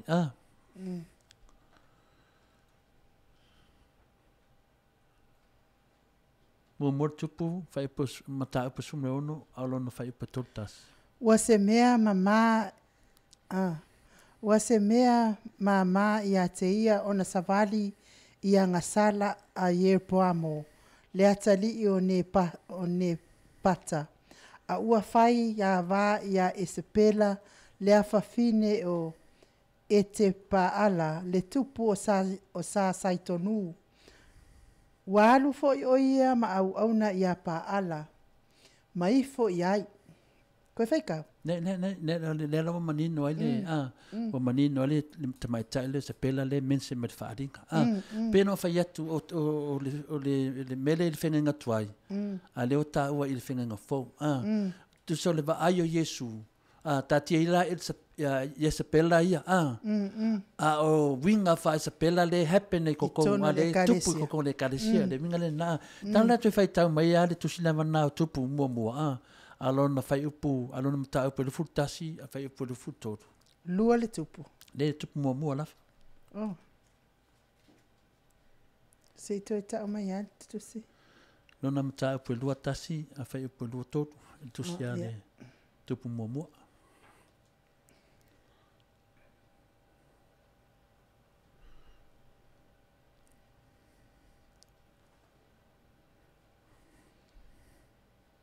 eu peo aku vai aso le uma mai le maka al fai ko kusi welo o esa pela foi o lo feta lai mai ai ova wa fa apea mai e aina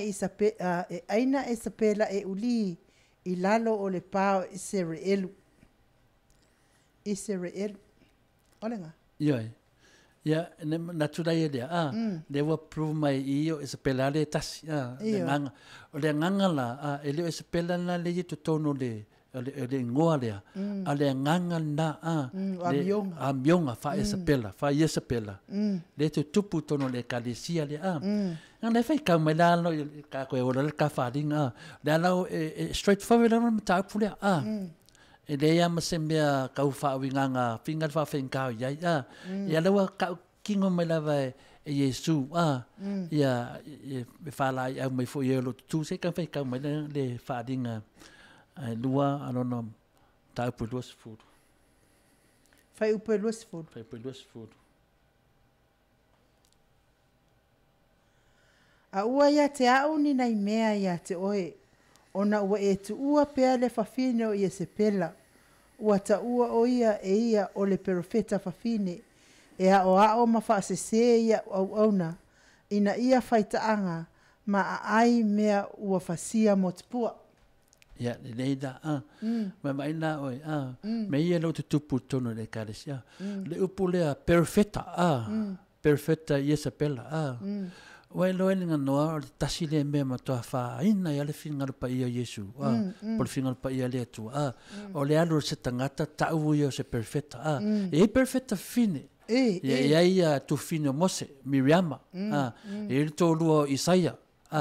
sa perfetta o te pora ia o Ana le kaukongo le whingaru i ngani a Luka ia perfetta fa fine tu lau le Yesepela wa ta'wa ia o ia perfetta ya la tatia zila sibaenga ta ala tula ta u le mele tupu fa se pela le ta dia la o le ngole se pela pesi ngo fa to sin pesi ngo peno fa ya tu ile ngole kadesia le o tua tira le fa pe o manongi o maftianga ese le ta u o le ngole o le vingala wa alu se pela o ta o ia perfetta ya tu mala tatou vai temi o fa tele tangata wala ta ula to fai fe e ngalo lai ya se pela po o tangata fapia le te le la fai ngol final pa Yesu jo pelongia e perfetta fin e wa te le fapia tatou no perfetta tamalo lo perfetta fin le la vai nei le alto tele la se pela le tupu nei le alu no le fa mai o fa fenga o le fa pen perfect io wa le taunga le tatou le ko ka un perfect a wa ka o fa fia ade ka mai le kusila fading mo kwa ingo ai le ingo Yesu ka fa penga kusala e ka ngole fa ka mai ka kusila okay ka ya kopo e fa arona ya kopo mata pe faro na fai pe fa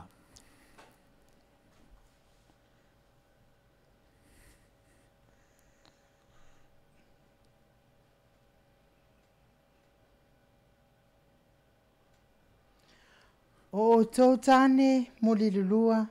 o totane molilulu ai mafafine molilulu ai tote leilo ea ole fe faa wo ai male lalolangi o le ita lea i le atua o le nei o sefia wo male lalolangi wa avea o ia maita i le atua Ya, wa vela o ia. Me la le sa fai e se pela. O le atu tangata e o i le ri. Ai koso i laulangi. Ni me la ngā le te manatawari whaingofia le e kalesia le tusi ave le kalesia le ta'wai le mela e tupu tua tele la atu mele tatou vai taimi leo tatou mamnama e le se le ngole lei e sa pela leo tatou mamnama o ion masiofo sa whaipopo a yo hapo le tupu o sa la etu tati e la le ngasu a se tultuli pele mele ma funa tusi le tusi e la nganga tusi e iei winga whapenai ni nganoa lo tupu tono e karesia o lo tupu ele whaitaanga tele whaitaanga le tupu nei loa le leia Yesu e le o whasa oa tu langa ia wa alu ia mio whai yesa pela te tong ia wa toso e se tangata mai le ave mo winga whapala la lei e lano mai a le tusi mai me o iai le tusi mai ai na te lalo fai lalo le fase a Yesu meno tupu la to te fasiotia na te fasiotia se fai tau mai lalo wharinga na wa o tu atu fo ini na yaso ina ia salamo ai ila na faitaanga a ua le salamo o ia faauta o au o te lafo ia te ia le moenga a toa mai wa mulilua mai ina ia puapua ngā tele ina pe a faila tau te le salamo ia la tau ngaluenga o te fasia fo i ana whanau ia oti e loa fo i e kalesia uma o a ulava o le sue i manao ma le loto. O te avatu fo i a te o tauta i to atasi e tusa ma o taunga luenga. Ia, ne nai tuu mai ai e su lewa noa, tuu mai lewa noa e sui ai. Koe whaikaru no fulfale so. Ne, se uma. Nai tuu mai e su lewa noa, nai tuu mai taimi. Salamoa. O lea la tu langa tātou. Tātou ia, pe a whai o le mawhai e taitau e karesia, se kanga e whai kau mai le Levitiko, whaman mole ninga noa. Levitiko e sfuruiva, alon whai ipa sfumal fitu.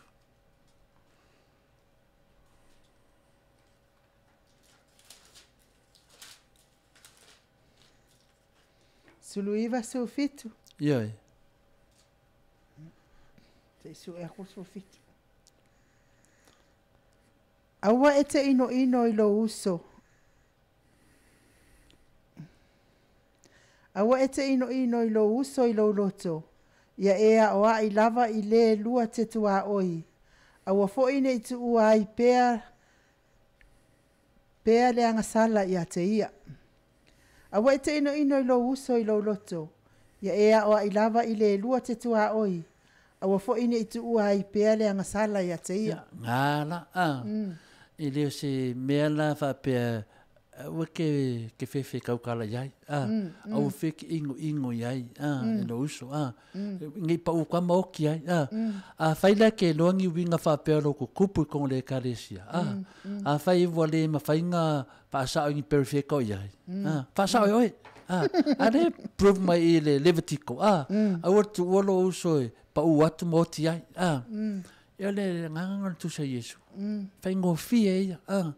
Tato ngā lue whaatasi. Lewa manam lama nei e le se pela finale a le nganga se pela le mwhinga tuai. Le sila tu Yesu o le tupu tono le karesia. Le whai e mo whefta ngā o loa. I lo whai ia, le te vai le tele o me tu tonu whalesa sunako. Te vai ai, wa te le ar swing alawa iai, inga noa. Wa te leo mea, wa peia o se bank ia le tono whalesa, me lo ta vai nei. Pe se whare tupe, pe se Western Union, te la te tala me lo tupe. Ia o mea ranga wha ni kāritai.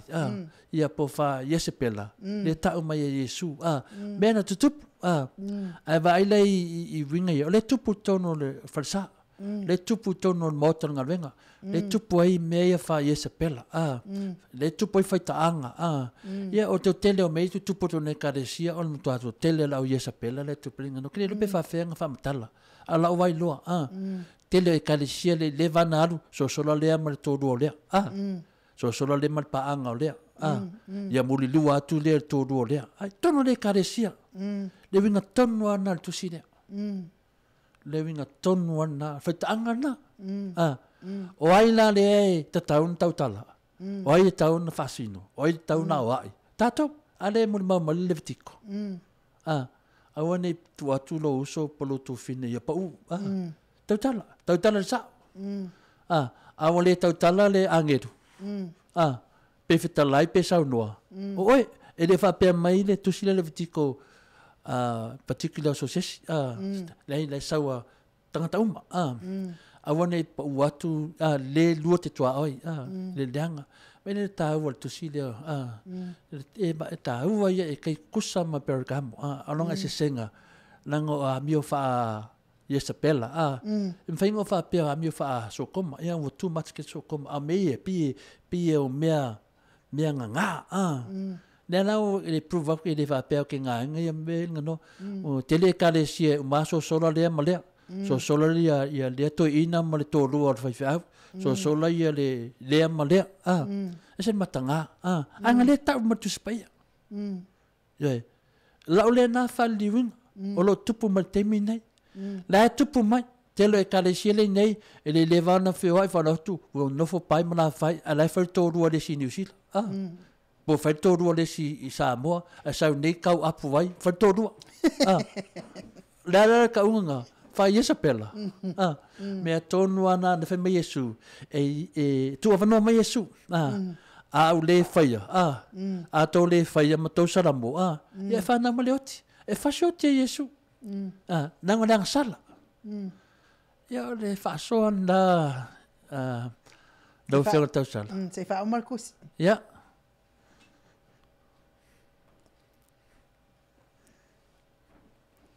O le luas fono malfia.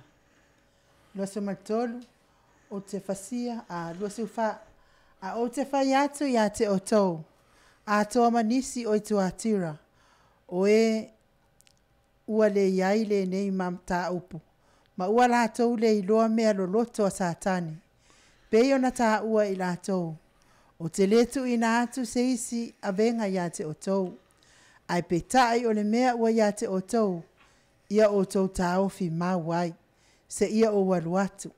O le manu malo foi, ma tausi ia unga luenga se ia o nga taanga.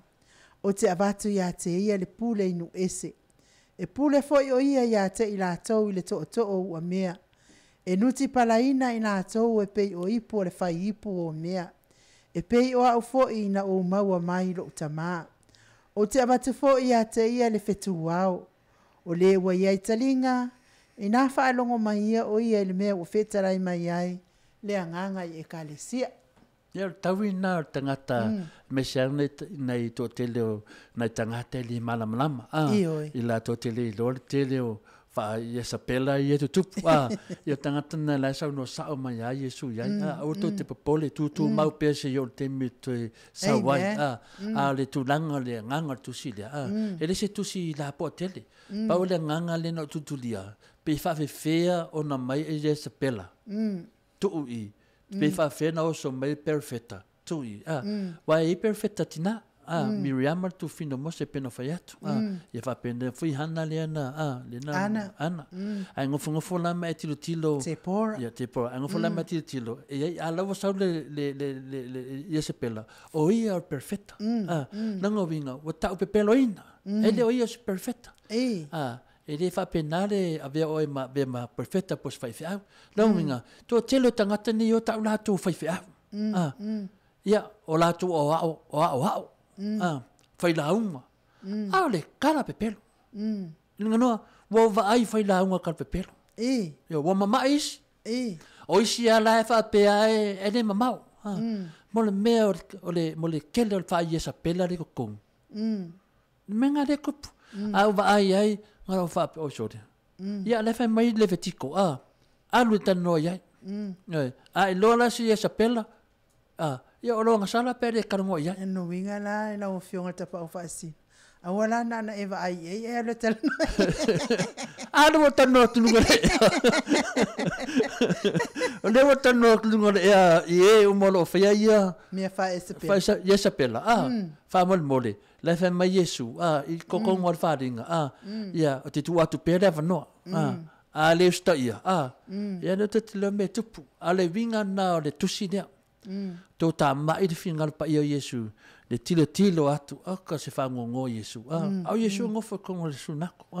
lo ye tonu ia yesu na la te va ai e le mane ia le fa fo fonga mai yesu le mata pule ia awa ti aru ta la o se fa fi au pelongi ai wa tele o ta tolo nei te ia wo ngono te ia wo fa mai ia mama futa mai yesu mata normal le tua wa perfecta ani le ai ngalo ai ade ta mai le ingo yesu fa yesa pela tangata la ia fia fa mi tonu Maota ula to wa ia e mai le mai se mea o sia ia wo tu langa wo le ia le tu pau o li pot mai tai wa fa ngale tu langa le me langa ka le faita anga en no le fa wo lo to tala wo le tele yo mele tu o so solo le mal to lo le o tau le alu le si loko muso avelon to lo te o la ku so solo masis yo ya wo atu lotu ya wo atu le si eu le limo le to lo le ya fata lo fatu le si nevo eu le limo vai o me o mana le tu to varu le limo e pe le aso na fila le valvoltino la fa me finga the Valentine's Day ya nga le fa me si lo motu ai to ina tau ya ta valvoltino o le fare le mena le tu e fata lo fatu le tina i se tama no fu tama ma varu dim ya vai le mena nga ka o le fa ya sapela nga kongo ngat kusile ya telefo o finale o la fa nga le tu ya pole tu pa foi le tinga la feta lai mai lunga mala unga mal fingal pa ia le tu ala solid pure la solid se solid manang sala melanga le binga ngal tusina linga no o sauna so soan dia tu tam ta up ya o winga fa ia sa pelana o le faitanga ya so na mal todo les balu les le limo todo les ke eu songi les todo les tu pole o vinga na de fifia yesu tono le kalesi como e kalesi la unga maiali si fai au ala muri lo tele fai au ala muri lo tele si fale tua la no ala muri lo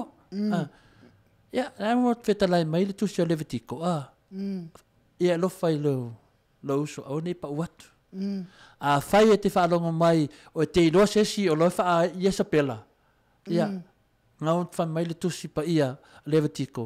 tala no ai noi lai mai te tonu leva no yesu salamo ya wala vale ma de paso atu lo fiona tau sale e ia na finga tau tu si mo tau e ia finga kale nga fa sha mangi di mo fa sha mo ya de si mo ya na mo finga kan fa di wat ya sa o vai nga le lo fiona tau sala me se foi fa fong anga le maru tato tunu fa maru foi le nganga na le nganga pa ia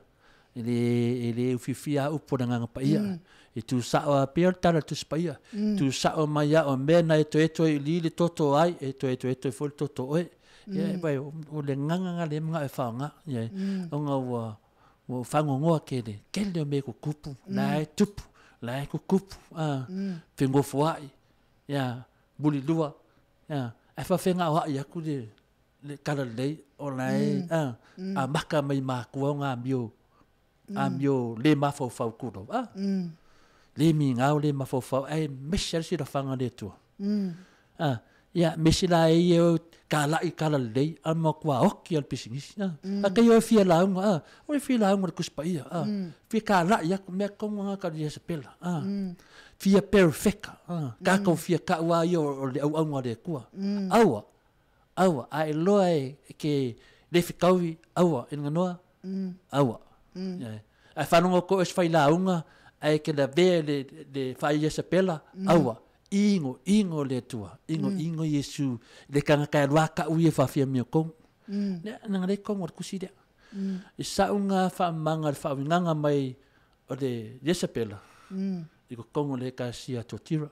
ia manuel te mo tapakalame faafetai lava ia mo le atu le faamālō ma le faafetai fionga tapau faasina ia o le foʻi ua faululu foʻi ai le pokalame o motunga afa faaleaga tatonu to le afoa i le isi atoatoa o i laua fionga tai lava ia ae tamafai lava foʻi e faauiga ia a fionga le atua o le mea silima le tāua faafetai le atua le faauogāina pea foʻi o lo soifua uae moni lava foʻi o au lena tauamataina le motunga afa ai ese le tāua to le afoa faafetai lava lagol tusipaia mo tatou taʻitoʻatasi ai faafetai le atua e na te le ona nā ia mea ia te i tātou o lona alofa lea na te faalia aia na fionga ma faagana ina i tātou e taʻutaʻu na fionga ma tālaʻi atu lana tālai lelei i tufauma o lalagi i tufafia o lalagi ia ae lea ua fia tatusia ua oma le ua fā tatusi a o faaiʻuga o lenā tusi o lē ua iai taliga ina faalogo mai ia o ia ni mea ua fetalai mai ai le agaga i ekalesia faafetai la ia iesu ona o le agaga paia o lea na te musumusuina o tatou loto ia faia lea mo lona finagalo ia ma le gaga mauluga o le tuuavanoa ioe e lē tuuavanoa pea ia le ioe ana lē saualala le tusi paia o loo tuu mai le avanoa tuu mai lava noa a faila o oe po au po le alava spa ia sa pela ia tatou faafetai Iesu lo tuu mai Iesu lava noa linga noa malo faafetai ia Samoa ila watunu ia o le tatou motunga afa faaleagaga na ia ua foʻi lau faafogafoga mai laua ma Maota mai se foʻi o lau MAIMOA mai luga le YouTube channel ia pese lea o le a mole atu ai foʻi alofaaga o le fioga le tapaau faasina ia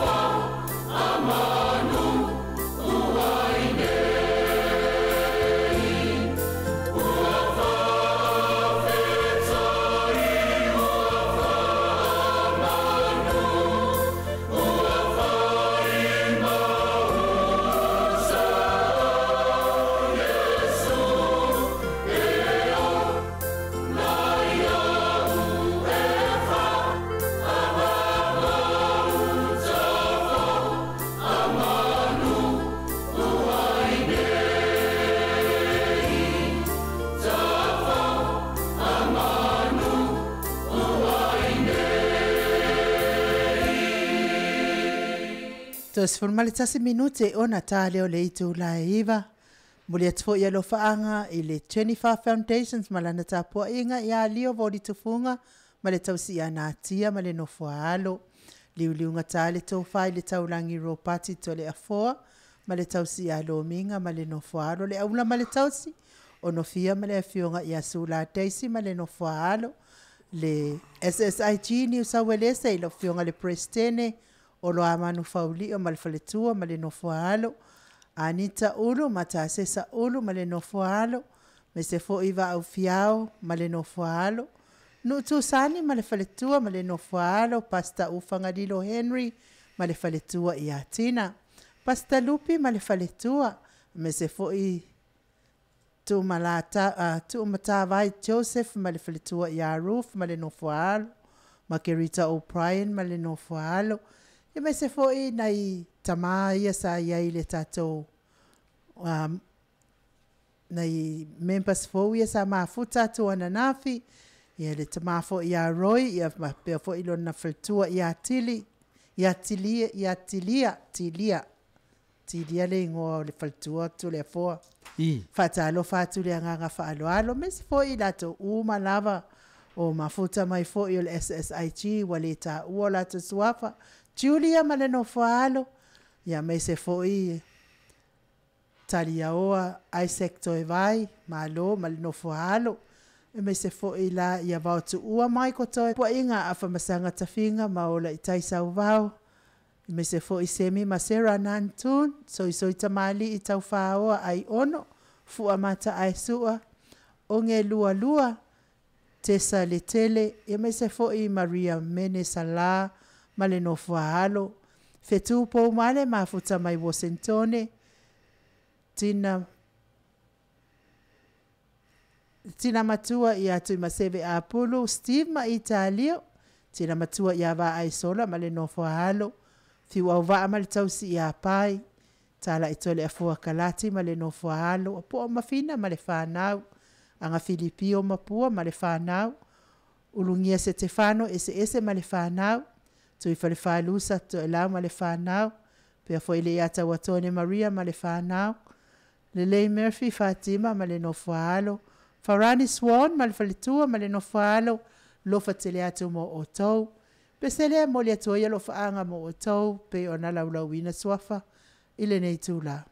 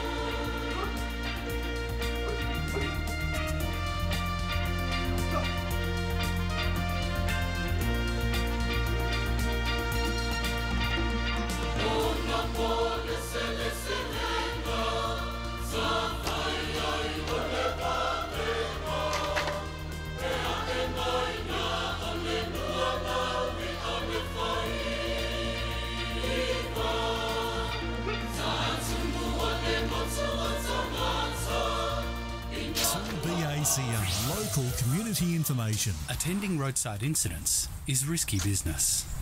but new laws now make it safer. Flashing lights on a stationary incident response vehicle mean approaching vehicles must slow down, move over, and pass at no more than 40 kilometres per hour. Let's look after those who look after us. For Bankstown and Auburn, 100.9 2BACR. Toi 5 minute ona tale o le itu laiva. Ia, tō motunga afa. O le ekalesia lona 5, o le ekalesia i Sarataisa. Ia ai. Ia ile langona Samoa lo ATUNU'U PELE. Tatonu foi sa yeise ngangana ua sala ile tau whaafafonga mai ile tatou POLOKALAME LENEI yaso. Ia awhai wa sala le ngangana Samoa. Ia sala ia i wala e pe o la lea moa ngangana. Whamoe atu i lau tō whawha atupu, ma lau tō whawha le atua. Ma ngā loa i le o nanga le fionga le tapa au whaasina. Ma lo unei fo i tangata LENEI yaso. Ia ili whamoe tātou toi whailoa i le avai yaso. Pe apule alofa le atua momoli atu i ailo so i fua ma so mātou wola. Manuia fo i whi au ma tiute o LENEI vai yaso wha atawina. Ue o whainga luenga ma isi fo i tapua inga i lawa ma Maota. Nei whanau ia o onga, mangalunga lo le ea i pe ona masani ai. Mori atu alo whaanga mo o tō umalawa o lo mafuta mai lunga upenga te whainangi. Mai se o lau whaafonga mai tātou le teo whaafonga. Le tupi ACR se lau tasi ma le iwa whaamo. Ai mo le nei taimi. Whaasoifua ia Samoa. Manuia whaasausau ngā le AFIAFI.